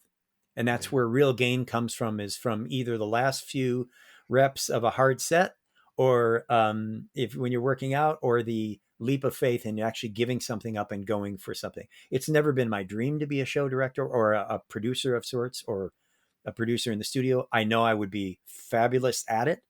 I haven't been asked to do as much. And let's face it, when you get me as a front of house engineer, you also get the benefit of those sort of thoughts for the same price, right? So I can Yeah. say it, and I don't say anything but if an artist says, "How are you feeling out front? How's this doing?" Baby Daddy from Scissor Sisters says, "Scotty, how do you feel about the show? You've seen it for a month now. WWPD."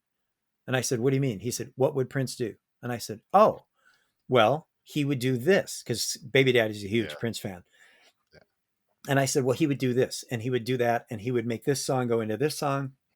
And once he lit the fuse, I gave them a bunch of ideas. And I worked with Cole, their great playback engineer, and we sort of put a show together for them. And I was able to sort of do that for Jake and Baby Daddy, because they didn't necessarily, they were just kind of riding on what had been done before, and we didn't have a full show put together at that time. So it was nice to be able to it's nice to be able to give those sort of ideas to people when they want them and when they ask for them. It's quite an honor to do that. And it's a really lovely way, because we always think of the legacy of Prince in terms of records, in terms of records directly influencing an artist listening to a record by Prince and then influencing it by that. But there's also the kind of, like, the influence you say. It's like, even if the artist had never been influenced by Prince, never listened, the benefit of your ear being kind of trained in that world, and your kind of experience being trained through that world, and kind of the mentorship of that, is another way in which that river of inspiration, river of ideas flows. And I think that's another way, that's a kind of beautiful way to, another way in which, like, kind of legacies live on. Yeah, and that's something that I like the way you say that. It's quite lovely how you said that. And if I'm doing anything now, it's in being of service, continuing to be in service to Prince, and because I considered him the leader, and I was, part of that. He always believed in being equal, in that we were all doing this together. I got a lot of that influence from him. In other words, I don't work for you, I work with you. You can't do what I do. You won't Yeah. ever be as good a live sound engineer as I am. I have way too many years and way too many experiences in way too many rooms with way too many artists with way too many microphones for you to even come close to the success that I've had. Let me work with you to give you that, and we can all work together. That's what Morris Hayes brought to Prince, like no other. Is It's what other players like the Revolution early in his career, and things that Lisa, like Wendy, Bobby, Matt, Mark, what they brought to the table early had an influence on Prince. I have the same one now moving forward in service of Prince. When I do a great job for Ame or Wang Li Home or Jolin Tsai, when I'm over in Asia, and that's predominantly where I work now, is when I do that for them and I can give them good ideas and give them good confidence and do it all with a good spirit and a sense of humor and no attitude. When I can do that, I am living the spirit of Yeah. Prince. I am furthering that legacy in a different way. When you're listening to specifically Ame, who I think you'd mentioned before on another podcast, so I kind of checked out and was like, I was very impressed that there was a lot of. I was kind of imagining the tracks live, and I was kind of getting kind of like the same air, but not the same style. But the Carpenters had a lot of space for air to move, Yes, and there was yes. a smoothness, and I kind of heard that in what she does, and I kind of was like kind of interested. And there's like from a live sound point of view with different rooms and stuff, I was like, this is an interesting place for you to place those kind of ears and influences on an artist like that. Especially when I don't speak Mandarin. My Mandarin's coming along, but I'm not I'm not fluent. So having to take the sensibilities of what she is singing and go, wow, what is she singing about? How can I translate those emotions into actual moves on the desk, on the console, and make it do it? Does that part need more reverb? Does it need less? What is the sensibility of this song? I have to do one extra step that I've never had to do with artists in the West, which is translate all the lyrics and not just verbatim. I can't just go to Google Translate and do it.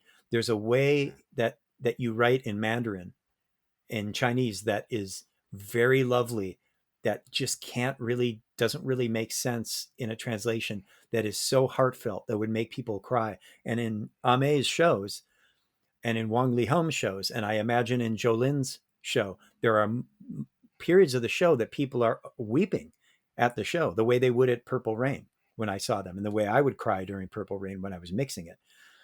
I see it in China, and I see it in Taiwan, and I see it in Japan. I see it in the East because people are really connected with the emotion of a song.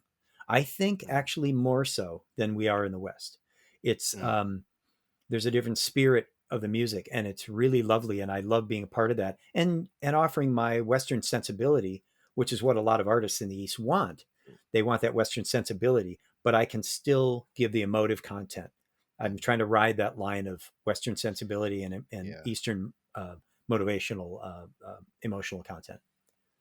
I think without knowing what they're saying, and from what has been explained to me, you can hear the kind of pathos.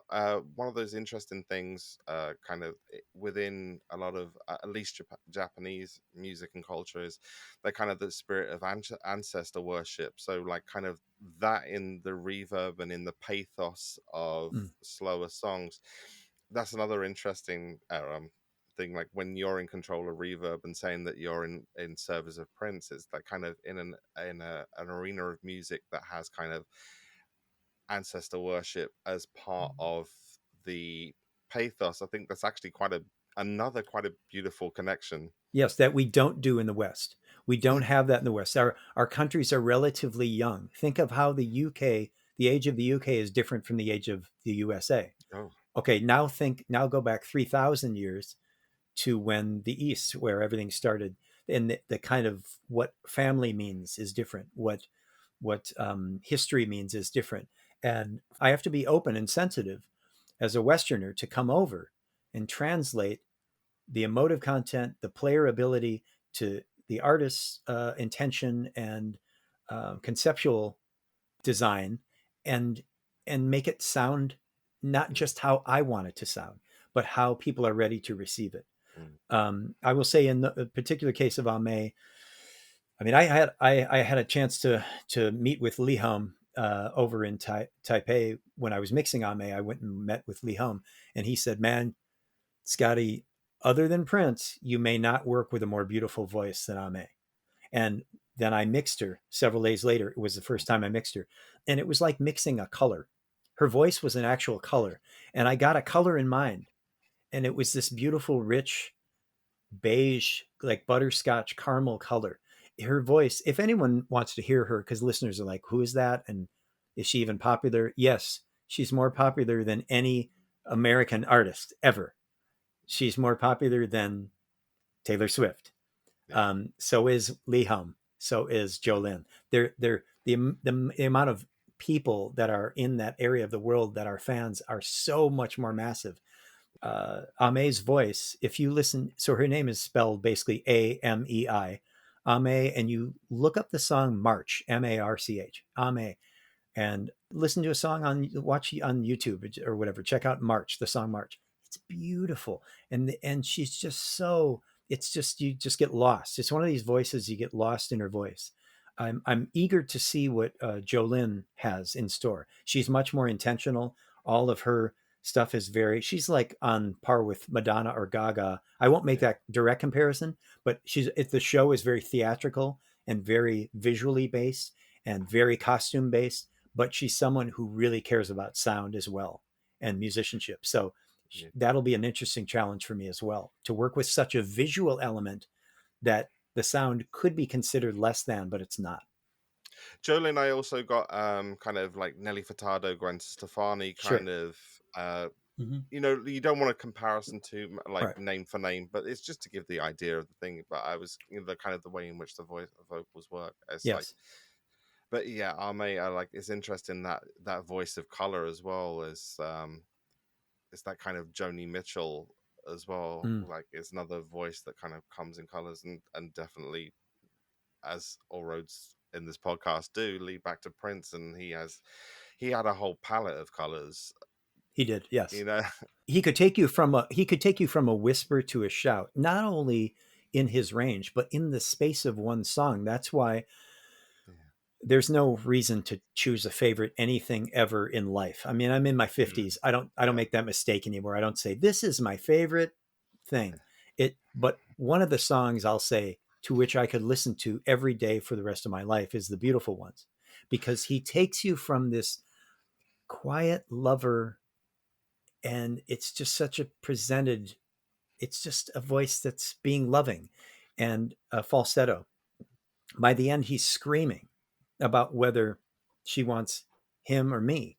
And he takes you on this vocally. There's no song of his that had such a wild the dichotomy of from to Mm. that you get on that song.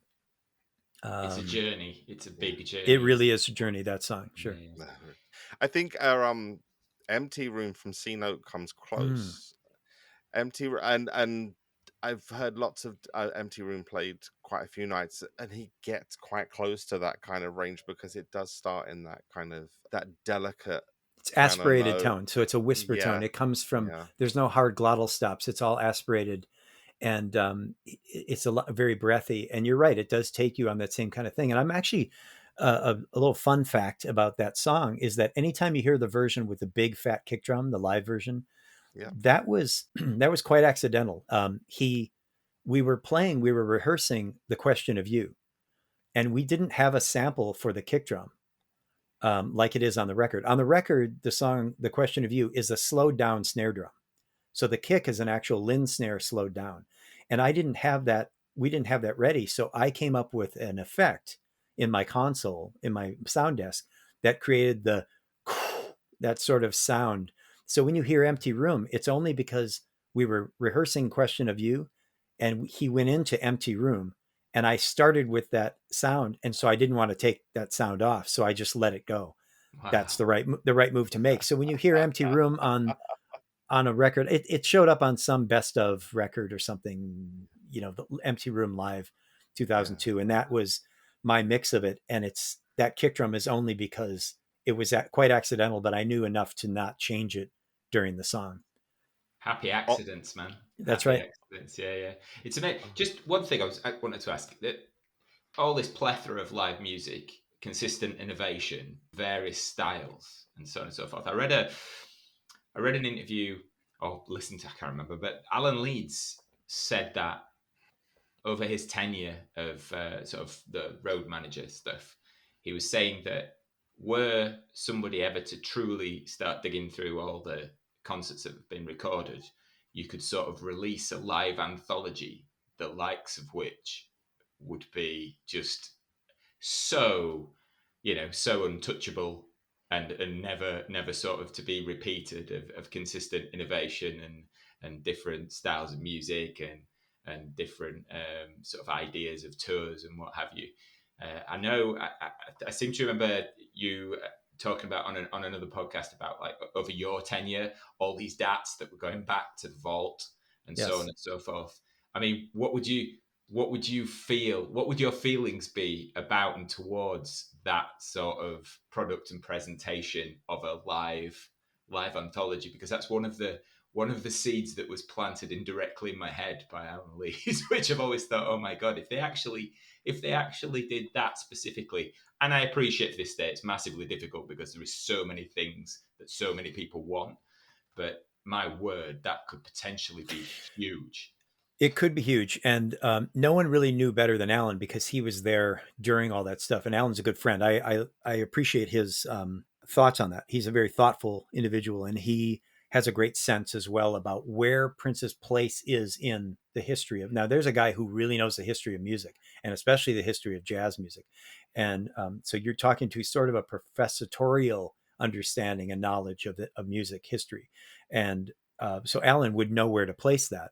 And I had kept Alan up on things we were doing, even though he wasn't with Prince anymore, and sort of what happened. And Alan was the one who proofread my liner note, my box set. I've never said that before, but Alan, I wrote my liner notes for the box set One Night Alone Live, and I sent it to Alan. And I said, "What do you think?" And he made a couple of corrections, like, "What do you mean this?" And "What year was that?" And he sort of said, "You need to straighten that out and figure that out." And da da da. And he sent it back. I fixed it and then I sent it to Prince, and then Prince called the next day and loved it. So I have Alan to thank for helping me get my thoughts in order. Alan's assessment is correct. There would be a lot, and where I think that there would be a difference, where there would be a difference is in the after shows. That's where you saw a lot of the process of which Prince had. Um, it's during the after shows because he was free. He was free, truly free from the constraints of time at an arena, and time and set list in a concert, and lighting is dependent on you, and sometimes video playback, and I had to know what was coming mix wise. Well, when we did these after shows, I'm sure very few of which were recorded at least through the board back in the day. But on my watch, they were all recorded through the board. I had DAT recordings of all of the after shows, and I turned them in. And so there are probably 100, or more after shows Wow. of DATs that are recorded, and a lot of which showed up on It Ain't Over, the after shows, and those are from different nights and different soundboards, and I think the sound is pretty similar. I mean, I made some. I didn't know it was going to become a live record, so I would have probably tried to match it a little better on a night to night basis, but the effect is there and it got done, and that shows a little of the difference in the artistry of even the mixing of it. But I think there's a treasure trove of things. Live after shows would be where I would focus I would put the laser dot on the forehead of the live after shows. That's where you want to go, because that tells you a lot about how he thought, how he stretched out at will arrangements, his Wow. solo, where he would take people in the solos, knowing he was going to take 192 bars for a solo instead of 32 bars, right? So he just kind of, that was all feel and all off the cuff. And it really shows the musicianship of the band members. It very much shows the fearlessness that we all have toward the process of after shows. And that's where I would look. I would think that you would most appreciate the piano show, number one, the January 21st, 2016 piano show, both shows, first and second show. Any talk I've had with the estate has been completely informal and off the record. But if and when it does get released, I will be a part of that, because there's only one or two people that can tell that story. Yeah. Myself, Kirk, maybe John Gass, who engineered the final. I multi-tracked it, and John had the final mix in the studio with Prince. So there's only a few of us, though, that can talk about the actual feel in the room, other than the fans, which are important. I think the fans should be a part of talking about what happened in the room on January 21st, 2016, what that was like to be one of the 1,000 or 1,500 people that experienced that in the room, enveloped in that feeling, cloaked in that Yeah. sort of majestic feeling that you had in the room. And we all knew something special was happening. We just didn't know that it would be over so soon, which makes the intensity even more so. So other than the Jan 21, 2016 show, I think the after shows is where I would look as a fan to really give me the feel for what Prince was like. Oh, I imagine I 100% agree. I remember going to like when one night alone came to the UK, my first time seeing Prince. I went to two of the three nights, and after the third night, they did an after show at the Marquee, and that was my. I was as an avid confession bootleg listener for years and years and years. It was always the kind of thing, you have to get to an after show. You have to get to an after show, and I remember, being there at the Marquee and thinking, okay, I hope this is as good as as it always sounded. And I remember they started off improvising, and it was kind of part of my thing is like they're improvising to sound check the room because they haven't had time to properly sound check, and it's just like, but unless you were kind of observing from that point of view or had been in a band or something, you would never know. Like from an audience member, you kind of you only realize it as a secondary point. It's just like this band, and it's not just Prince, it's the whole band, especially that particular band. There's some amazing musicians in there: Renato, Rhonda, obviously Maceo Parker, John Blackwell as well. It's like this band was sound checking but giving you an improvised musical experience, not just going 1 2 1 2. And I remember being completely floored by that alone, even before they went into what would be the after show with songs and stretching out. I just think 10 minutes of just kind of going, are our levels right? But the audience is getting a musical experience, I thought That was was. very purposeful. If I can interject here, that was on purpose because Prince never wanted people. Oh God, he didn't even want to be subject to, okay, kick drum, do do do. That completely bored him, and that was unmusical. So I never let him be around during that process. He knew we needed to sound check for me to get the mix happening, so he would just start playing, and he didn't care if it sort of happened, and just sort of formulated from the ground up. He was just going to play, and I would get things up and running, and I would sort of give a thumbs up, or he would know when it was cool because he'd look out and I'd sort of say, "Yeah, we're already going," and I'd be recording, and we would just sort of make it happen. It's why? Because it's sexier that way. It's Yeah. just sexier. You don't want to subject people to going 2 1 2.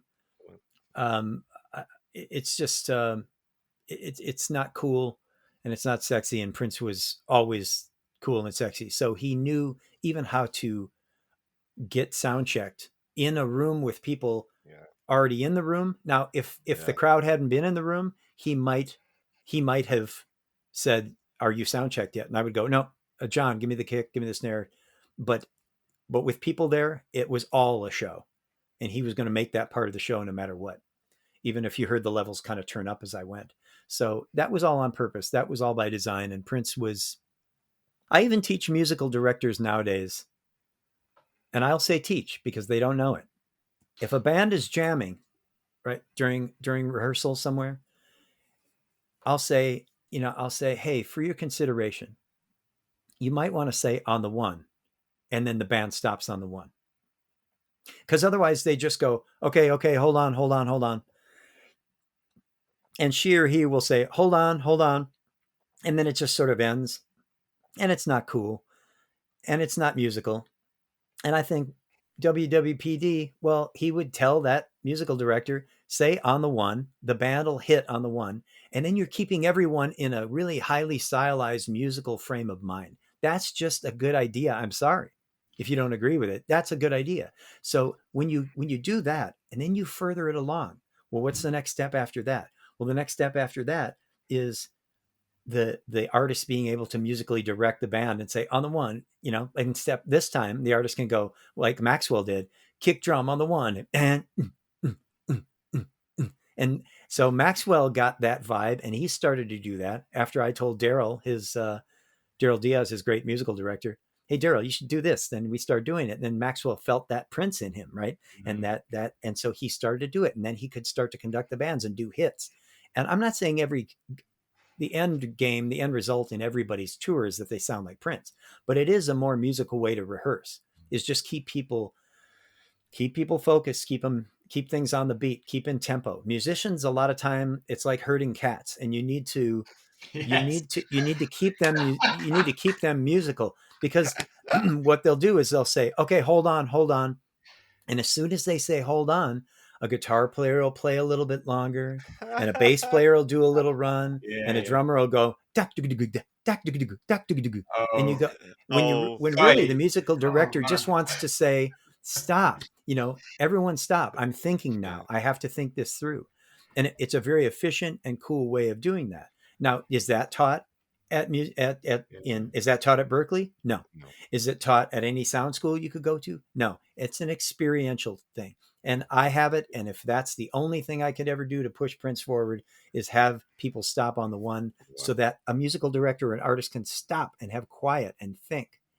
But unfortunately, musicians just keep playing. And so what's cool about that is I try and keep musicians even in tempo. As far as I did this with the Revolution. There's nothing worse than having tracks playback and you don't know what song is coming. So in the musician's ears, in their inner monitors, you hear this voice and you hear a click go 1, 2, 3, 4. And then you don't, what song is it? Well, you're not sure. I know what the next song on the set list is, but I don't know if that's going to be that song. I don't have that confidence. So what I would do is go, in tempo, I recorded the names of all the songs. So I would say you would hear me go, the musicians on stage hear me at my voice in the beginning of every song go 1999, 3, 4, right? And so everything is musical. The tempo is musical. The way I say the title of the song is in rhythm. Everything makes sense. And it keeps musicians musical. You always want to keep artists and musicians in a state of musicality and not in technicality. yeah. And they don't teach that at any schools. That's just something I have to pass on. I love the idea of the organic proliferation of a technique Prince used Yes, through you is really that's nice. exactly right. Yeah, I tell you, I have my own spin on it. And I Yeah, hope we're yeah. not going the deep dive on tech talk, but hopefully Prince fans can hear this and appreciate. I see Prince had an effect on Scottie. He decided to take that, put his Yeah, own spin absolutely. in an engineering standpoint, and help keep musicians more musical. And I can't Yeah. tell you the number of bands that are out there that have my voice. Even when I leave the gig, it's my voice still announcing the playback tracks Yeah. because I've said to a programmer, to a playback engineer, here's all the titles of the song in tempo. Put them in the front of Yeah. every song. It's Mhm. better. It's wiser. It's more musical. It's more confident. It'll be more confident for them to know what song's coming. It's really in service of Prince that I do that. And Fantastic. also that on the one allows silence to be invited back in as a musical element as well. And as a band member, yes, Yeah, exactly as a right. band member, That's a good catch. and don't worry about going too technical. If you want to talk ohms and hertz, it's all good with us. We're all good for that. Go on, I've got a curious one that came up Go on. in the last one. Again, talking about sort of all these Prince tours, just out of sheer curiosity, Scotty, if you could pick one of the tours that you had nothing to do with, perhaps it'd be one in the 80s, perhaps even one in the 70s, I don't know. If you could just all of a sudden appear in front of the mixing desk on one of those tours, which one would it be? That's a really good question. Maybe Love Sexy. Oh yes, I found that to be such a beautiful tour to see as an audience member. I saw it here in St. Paul or Minneapolis, wherever he played here, and I had really good seats. And I saw the tour, and I saw Purple Rain as well. But I think that Love Sexy it was made for my skill set. I would be able to take my skill set now, go back and make that sound absolutely phenomenal and really kind of place some of the elements where they are around the stage and really do with today's technology, man. And that's why I always, on a side note, I always wanted I fought Prince for my ability to keep a digital console because I felt that using a digital, and for people who don't know, a digital console, the soundboard, is something that gave me very precise echoes, gave me very precise reverbs, made me be able to change songs and have that song sound like it did on the record. Whereas an older analog console, things may have sort of a middle sound. The whole concert would have one sort of sound. Each song sounded like the next as far as mix went. I had a countless number of encounters and arguments, disagreements, I'll say, with Prince about using an analog desk. He wanted me to use analog because he thought the sound was better. I wanted to use digital not only because it was more precise, and his music at that point has become legacy music, so I needed to make it sound how it did exactly on the records, but also that I was trying to keep him on the edge of technology, at least in the live setting, where we could do things that we just simply were not practical. I reached the limit on One Night Alone Live of stretching I did that on an analog desk. That box set is done.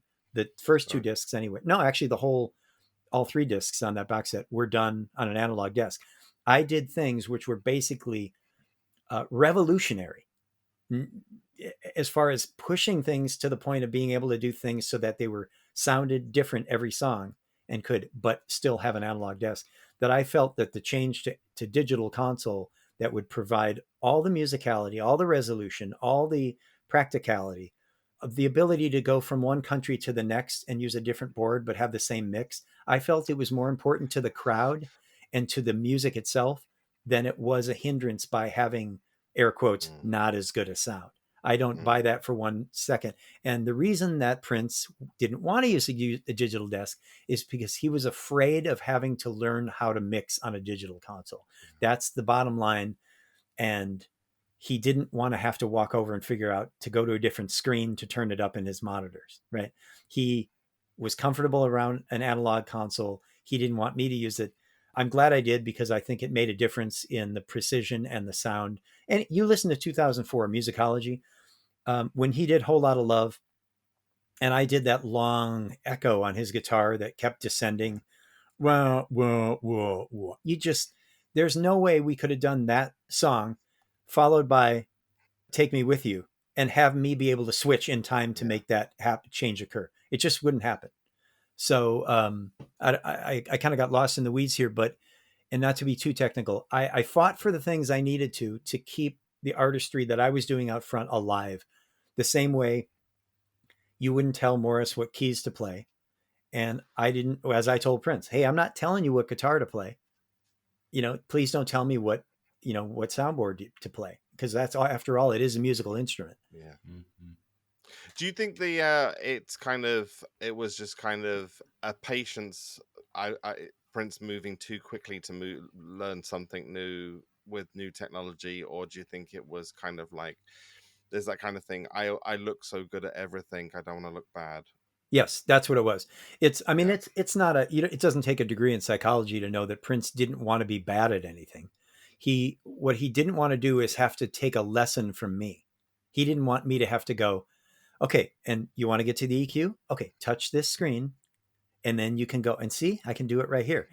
That was never going to happen in his world, ever. Yeah. That's just not Prince. So he just simply gave up because I was relentless in my insistence upon using a digital console. And when I did that, he just kind of gave up and let me do what I want. And then he started to see, oh, you can do the same thing he said, do you have that effect from 2004, that echo effect? I said, yeah. And he said, can you put that on me in the beginning of the show, meaning the piano show? And I said, sure. And I literally had the same program programmed, and I had that effect ready for him. And it's called Whole Lot of Love. And so I loaded that effect. And so he went at the piano show. He starts the whole show by saying Paisley. He goes, Paisley, Paisley, Paisley, Paisley, Paisley. Right. And he started talking, and the words kept, as every time they echoed, they were lower. That's a good way of explaining it. And there's no way we could have done that on any old piece of gear, on any old analog desk. It's something that had to be done. And I know that he started to ask for things from me that I had done digitally. So he knew there was a benefit there. And he knew I would outlast him in an argument. I would just insist on it. And Yeah. so he knew when to give up but he didn't want to be taught. That's the important thing. Yeah. He didn't want you to show him a bass line. He didn't want you to show him a drum lick. That wasn't Prince. So he just sort of went with it.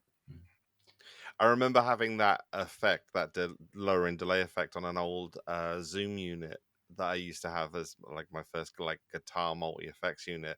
Yeah. But I've only ever heard of it on digital. Yeah. They did have an analog piece of gear, a Yamaha. I discovered it in Yamaha, and it was on one of their effect units, and it's called HQ pitch. And it's and all it does is it gives you the echo time, and then it gives you the modulation. Do you want to go down a half step every time or a whole step? And if I remember correctly with Prince, I went a whole step every time. So it made a quicker descent into what we wanted. And it worked on Whole Lot of Love. And it was quite accidental. I had that ready. So when he played Whole Lot of Love, I did it live on the fly in a real gig and sort of went for it and wasn't afraid. And I did it on his guitar. And he ended up where when I knew it was the last one that he was going to do on the guitar, I turned the echo unit so that it would regenerate and keep going. And then he set the guitar down and took his hanky out and pronounced the guitar dead and put it on the guitar, and then turned to John, and John counted off Take Me With You.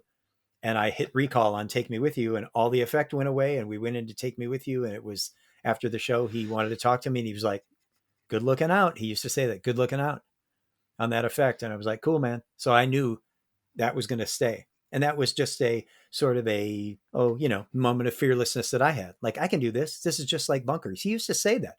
He used to say, just like Bunkers, Scotty. And he's the one that actually made me, Prince is responsible himself for making me unafraid to mix in huge crowds, 80,000, 90,000, 300,000 people. I always treat it like Bunkers. I treat it like I'm aggressive. I'm going to go for it. We're going to make this special to the people this night. And it doesn't matter how many people are here. It's just a bigger living room. He used to say that. So just like Bunkers, Scotty. So what he was trying to do was develop in me this attitude of it's all the same. You just have to, people say, how do you mix? Do you mix differently in clubs and theaters than you do in stadiums? And I say, nope, it's the same attitude, same aggression, same, you have to leave it there. You have to leave it all, spend it all there. I was going to say, is there any crowd that, I think you just answered it. It's like, was there any room crowd that you were ever intimidated by? But it sounds like it's all Bunkers. Oh, they used to be, there used to be an early in my career. I used to get nervous before every show. And then one show in particular, a Maxwell show in Louisiana, New Orleans, called, what is it called? Essence Fest. Maxwell, I don't know what year, 96, 97, whatever. We did Essence Fest. And I remember not getting nervous before the show. It just never came. I was waiting for it. It never came. I started mixing the show. I got done with the show. I packed up my knapsack or whatever. And I thought, oh, like, wow, that was weird. And I think that started to become, I became confident in the process of it unfolding and occurring. And I could still mix with attitude and it not have to suffer the nerves. I never get nervous now. Yeah. I actually enjoy when I do, on the rare moments where I go, ooh, I had to do playback for the Revolution once. Their playback and monitor engineer couldn't make a show. So I said, well, I'll do playback of the tracks from front of house. And it was in LA at the Ace Hotel. All the celebrities were there. I had friends behind me. I had Fred and Maya, and I had all these celebrity friends that I had there. And I had to do playback, something I'd never done, from front of house. And I was like, all right, I guess I'm doing it. And I felt a little twinge, like there was a little moment where I was like, am I going to screw this up? And I didn't. And it was fine. And I just celebrated that little nervousness by having several glasses of wine after the show. So.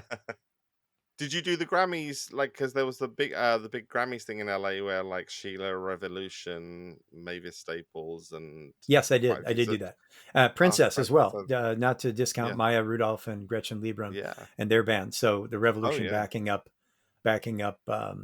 Maya and Gretchen, and that was great fun. That was actually the last show the Revolution has done. There hasn't been a show since then, and that was right when the pandemic was hitting. So, but that was quite fun because you had Terry and Jimmy there, and I haven't seen them in a long time. And you had a lot of people there that we had a lot in common. It's good to see Morris and Jill again, and good to see band members that I hadn't seen in a while. It was a little cathartic. It was a little cathartic as well. And to be there, and especially with Gretchen and Maya's band, it was a lot of fun. And the Revolution playing, and being able to show off what we've done and how good it sounds, how good they sound as a band still to this day, was quite fun. I was lucky to be there that night. It was a fun night, and it did sound great in the room again. Yeah, and it's different shows like that in the Grammys. Anything having to do with union, usually you have a union engineer, and we can't touch the boards. Right. Roy was there, art directing and show directing that for the Revolution and Princess as well, but Roy couldn't touch anything. I couldn't touch the soundboard. Nobody could touch them. And it's a different process. So we have to get good at also translating our attitude toward engineers that are going to be actually touching the soundboard. It's often that way in TV. and broadcast where you can't touch anything.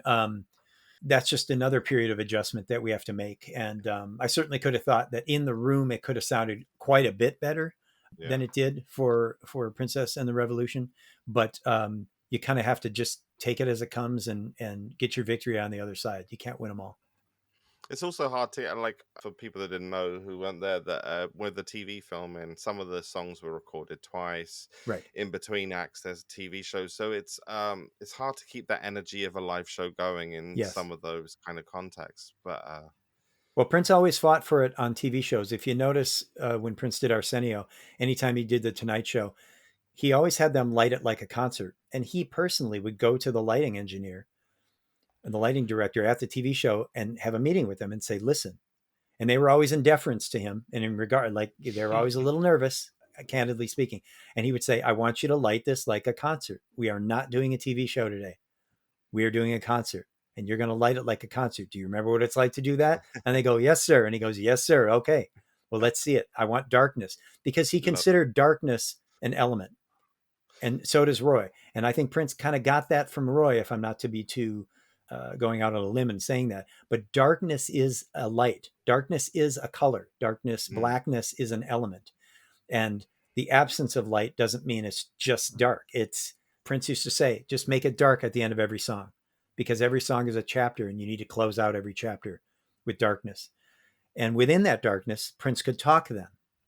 And then that became very cryptic and austere and sort of mysterious.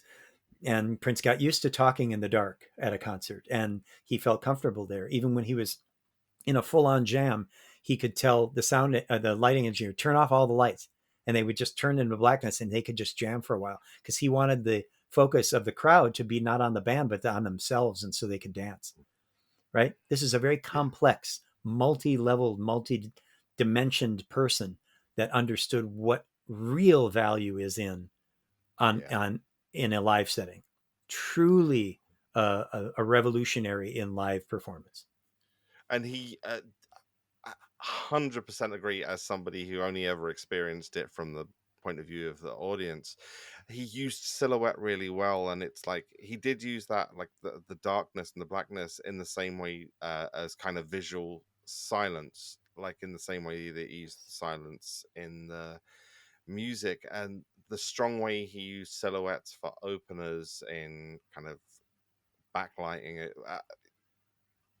It had as much impact as the sound as well, and he knew how to marry those two worlds. I think that's why, one of the reasons what's the best way to put it? I think that's part of why he has such a lasting effect on at least myself, is that there are visual and sonic aspects as well as thematic aspects that all marry so well in what he does.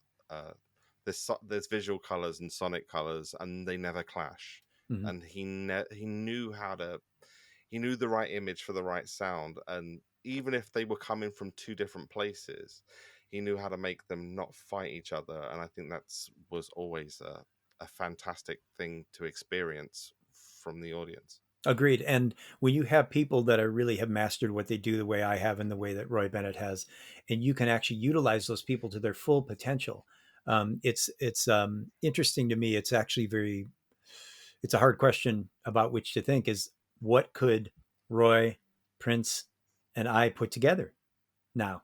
What band would it be? How powerful would that be because if we were allowed to really take, because I'm mixing better than I've ever mixed.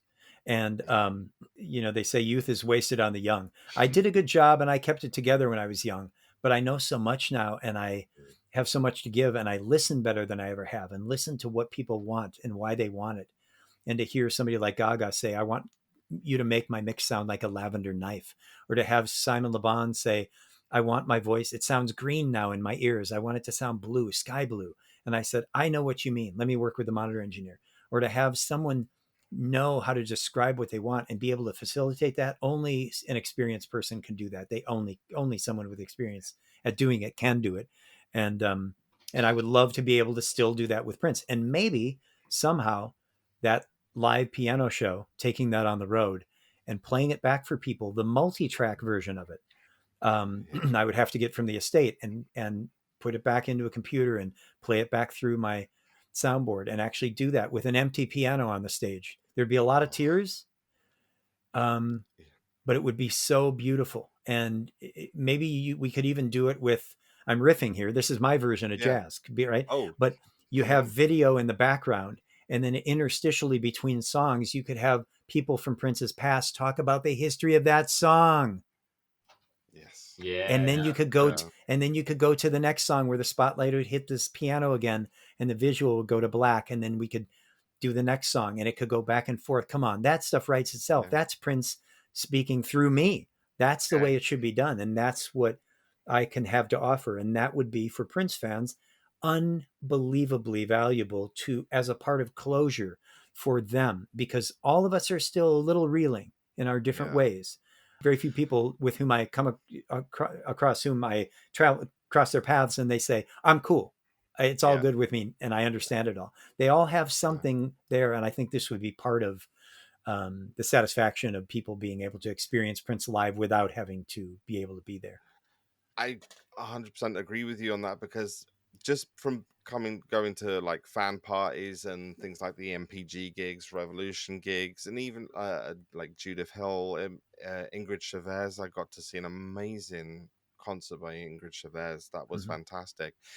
And there's still like afterwards, there's this kind of the differing of fan emotions from absolute glee to be back in the room with everyone, because the experience was also the friends you made in the queue and the friends, it was Mm. such an entirely encapsulating experience sonically, visually, and there's this emotive connection to the people you met, and we took care of each other in those cold and rainy queues, Mm-hmm. like, so there's like there's kind of affections forged out of real taking physical care of each other, as well as listening to the problems of the day, or making sure that they got tickets for that person, but making sure that they got that experience.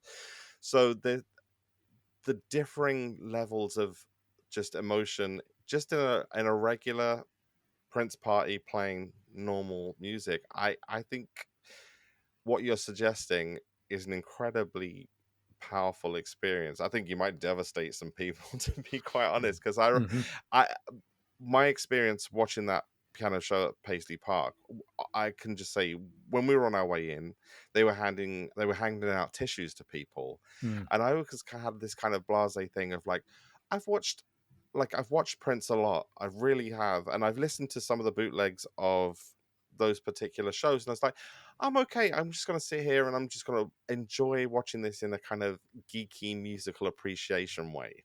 And so I sat there and was and little did I know, I was getting kind of emotionally rocky for a while and I was holding it together. And then he started playing A Million Days, Mm. and from the minute of it's only been an hour since you left me, but it feels like a million days. And by the end of that, I was wrecked. Like, Mm-hmm. I was borrowing this tissue, this that had been used by somebody next to me, so it was like it was already soggy. I was just like, this is a real visceral experience. I'm Mm. wiping somebody else's tears off my cheek But like, how and it was beautiful like, is that too? yeah, it yeah, was. And the two people that were sat next to me, to this day, Sarah and Katrina, it's a little bonding moment. There's like we shared this tissue like while crying over Prince. It's like a kind of breaking of bread, so to speak. Mm.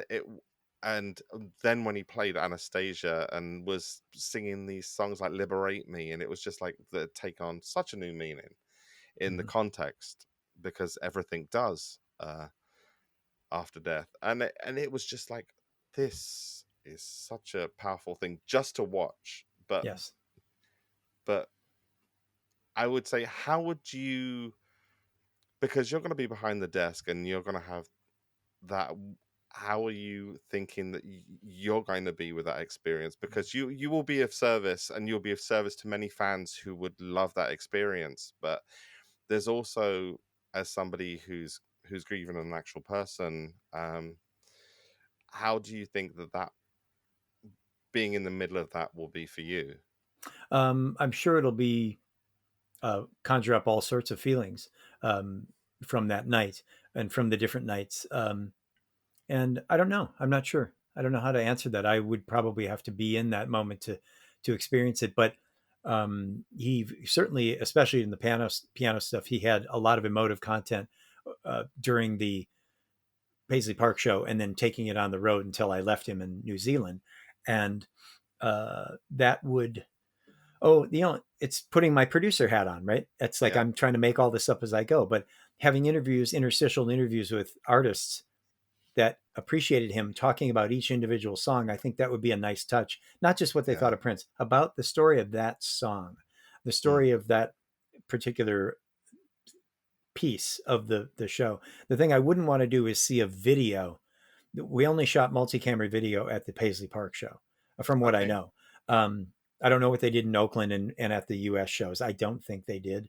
But even so, I wouldn't want to see a visual of Prince playing. I don't think that's, I think that's a little too on the nose. Mm. I would have a piano on stage in a pool of light. I would have the same Yeah. projection onto the stage. The only thing Yeah. missing would be Prince. And I do believe a Q&A would be in order. Kirk and I could talk about the mixing process and how that went and how it was to mix on stage with him, because I was always on the side of the stage with him and behind him. What that was like in Sydney at the Opera House. You know, I was had to put up pipe and drape so that I couldn't be seen. I was right at the front of the stage, but on the side. And we weren't getting along that day. We didn't have a good day getting along. He was really trying to fight with me, and I wasn't really taking the bait. But I still had a good experience there, and I did a good job for the people that came there. But you know, I could work through all that stuff, and if it's really in service to the fans and they want to hear that, and it would be an opportunity, I think, to use the multi tracks would be an opportunity to really be enveloped the same way Yeah. people were in a room without just watching it with earbuds or with sets of speakers like Yeah. that. We could recreate the actual acoustical environment in which he was Yeah. in an actual room, and how that played out would be could be life changing for people. Yeah. And I would love to be a part of that, especially as my career sort of starts to wind down and I'm, Yeah. you know, coming out of this hot part of my career. I'd like to I'd like to do that insert. I think that would be a good thing to do Yeah. for the fans. How many tracks are there, by the way? Like on that? You mean how many did I multi-track? Yeah. No. How many like when Oh, you're dealing with just piano microphone? How many like stereo piano, vocal mic, yeah, and stereo piano, vocal mic. I had a spare mic, which I never had to use, and I had a foot mic. I put a mic down by his foot, and I tried putting it in the PA. Paisley Park, it was carpeted, so that didn't really work. So I gave up on that right away, and I pulled it. It didn't work in sound check the night before. yeah, So I just didn't try and do it. It was a potential liability with feedback and such, so I didn't use it. But it is tracked, so it is tracked. So we could take the track of that and make it work. But I basically I did stereo piano, his vocal, and the foot mic, for him stomping as a percussive effect, and that's all. And then I did audience mics at Paisley Park. I did a bunch of tracks of audience, but on the road I didn't mic audience. I asked him if he wanted to use that stuff live, and he said no, just the regular inputs. I said okay, so I didn't bother to do that. So there's very few tracks. It's really his vocal, his piano, and the foot mic, and then just all the effects that I did. Which would, in some cases, I don't know if I tracked I don't really remember, and I don't have the recordings of those, but I would have to remember whether or not I tracked the effects live that I did. Otherwise, I would have to recreate those effects, the yeah, descending vocal and things like that. I know I tracked them for show one at Paisley Park. I don't think I tracked them for show two somehow at Paisley Park. So those are things that if they release it, they're going to have to call me, and I'm going to have to come in there and be a producer and sort of say, here's what we need to do. We need to take that vocal and put it through this effect to get it back and regenerate it again. And it'll take some patchwork, but we can make it exactly like it was. I think we've been going a while now, so this might be a good time. Just one last thing, because it's very. I was talking to Chopin about this. It's always very difficult to come up with questions because they always seem a bit iffy, a bit fanboy or what have you, and it's always nice to just talk. And also you don't ask things that have been asked over and over again. I just wondered if there was anything that you want to share that you've sort of not been asked, or that's occurred to you, or anything specific that you just wanted to riff on and share, Scotty, basically, before we perhaps wrap it up for tonight? Boy, giving me an open forum like that, it could be hours. You guys would have to take a nap. I hope you have hammocks where you are. I would say that time heals all wounds, and that is a statement that we've all heard in our life, and it's meant something or not at different times. But I would say that I have gone through the realization that I'll never mix him again, and that I won't be able to uh, have that nervousness and that frostiness about mixing that he instilled in me, and that I'm okay with what happened and how it happened, and it's sad, but we all move on. And if we do the right thing, if our hearts are in the right place, things like never seeing Prince live. A lot of people wrestle with that one. Oh man, I never saw him live. I should have. Oh, I could just kick myself for not going to see him live. All those things, or money, or arguing about Prince with money, as I had done at the end. And there were like things like that. All that stuff is temporal. It just goes away, and we get to actually sit back and then enjoy the process of listening, rediscovering his music, rediscovering our love affair with these songs. Because after all, it's the songs, all the mystery of it all really is revealed in the songs. And I can go back and I can listen. I go through periods where I'll just listen to Prince on a 5-hour drive and just go, wow, that was really cool. Or oh, I get it, he heard the effect that I did in 2004, and then he did it on a 2006 record. Oh, all right, man. And I'll laugh and I'll think, that's where you got that. And so there's this little discovery, and it's cool. But I'm actually cool with how everything has gone down. And as upset as I could be about not being able to mix him again or give him the best of me, I still want to give him the best of me. I can only do that in his absence, but I'm ready to do that. I'm okay with that, and I think that would be a wonderful thing to do. And I want to do that before I end my career.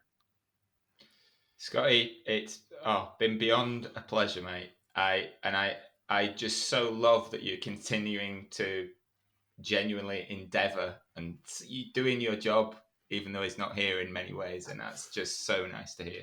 Yeah, it's really my pleasure, because to engage with you guys and people who want to actually take the time to listen to a 2.5 hour podcast about a dead guy from 6 years ago.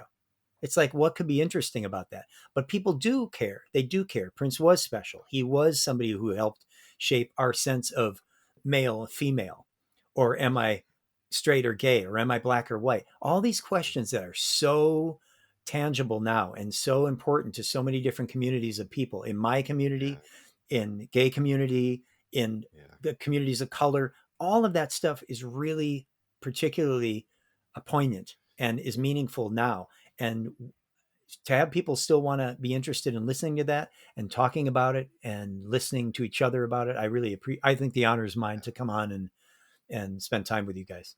I have nothing but thanks, and nothing but thanks for your time, for your stories, and for your energy in doing this. I sincerely hope that that we get to be able to experience what you're proposing, because I think it's that would be a beyond fantastic experience. Just from the small parts of those nights that I did see, it translates to camera, it translates to sound in such a magical way. There is something there that is not in other Prince recordings, and having seen it on camera, at least not it being in the room, it does translate, and it does, and it would be lovely, absolutely lovely to kind of be in the room. I look forward to being in the room with you when you do it. Yeah, I can't wait to meet you guys in person. Well, speaking from myself, Paddy, and I'm sure everybody listening, Scotty, thank you so much for sharing those stories, coming here and talking to us today. Thank you so much for your time. This has been the PPUK podcast, and thank you for listening today.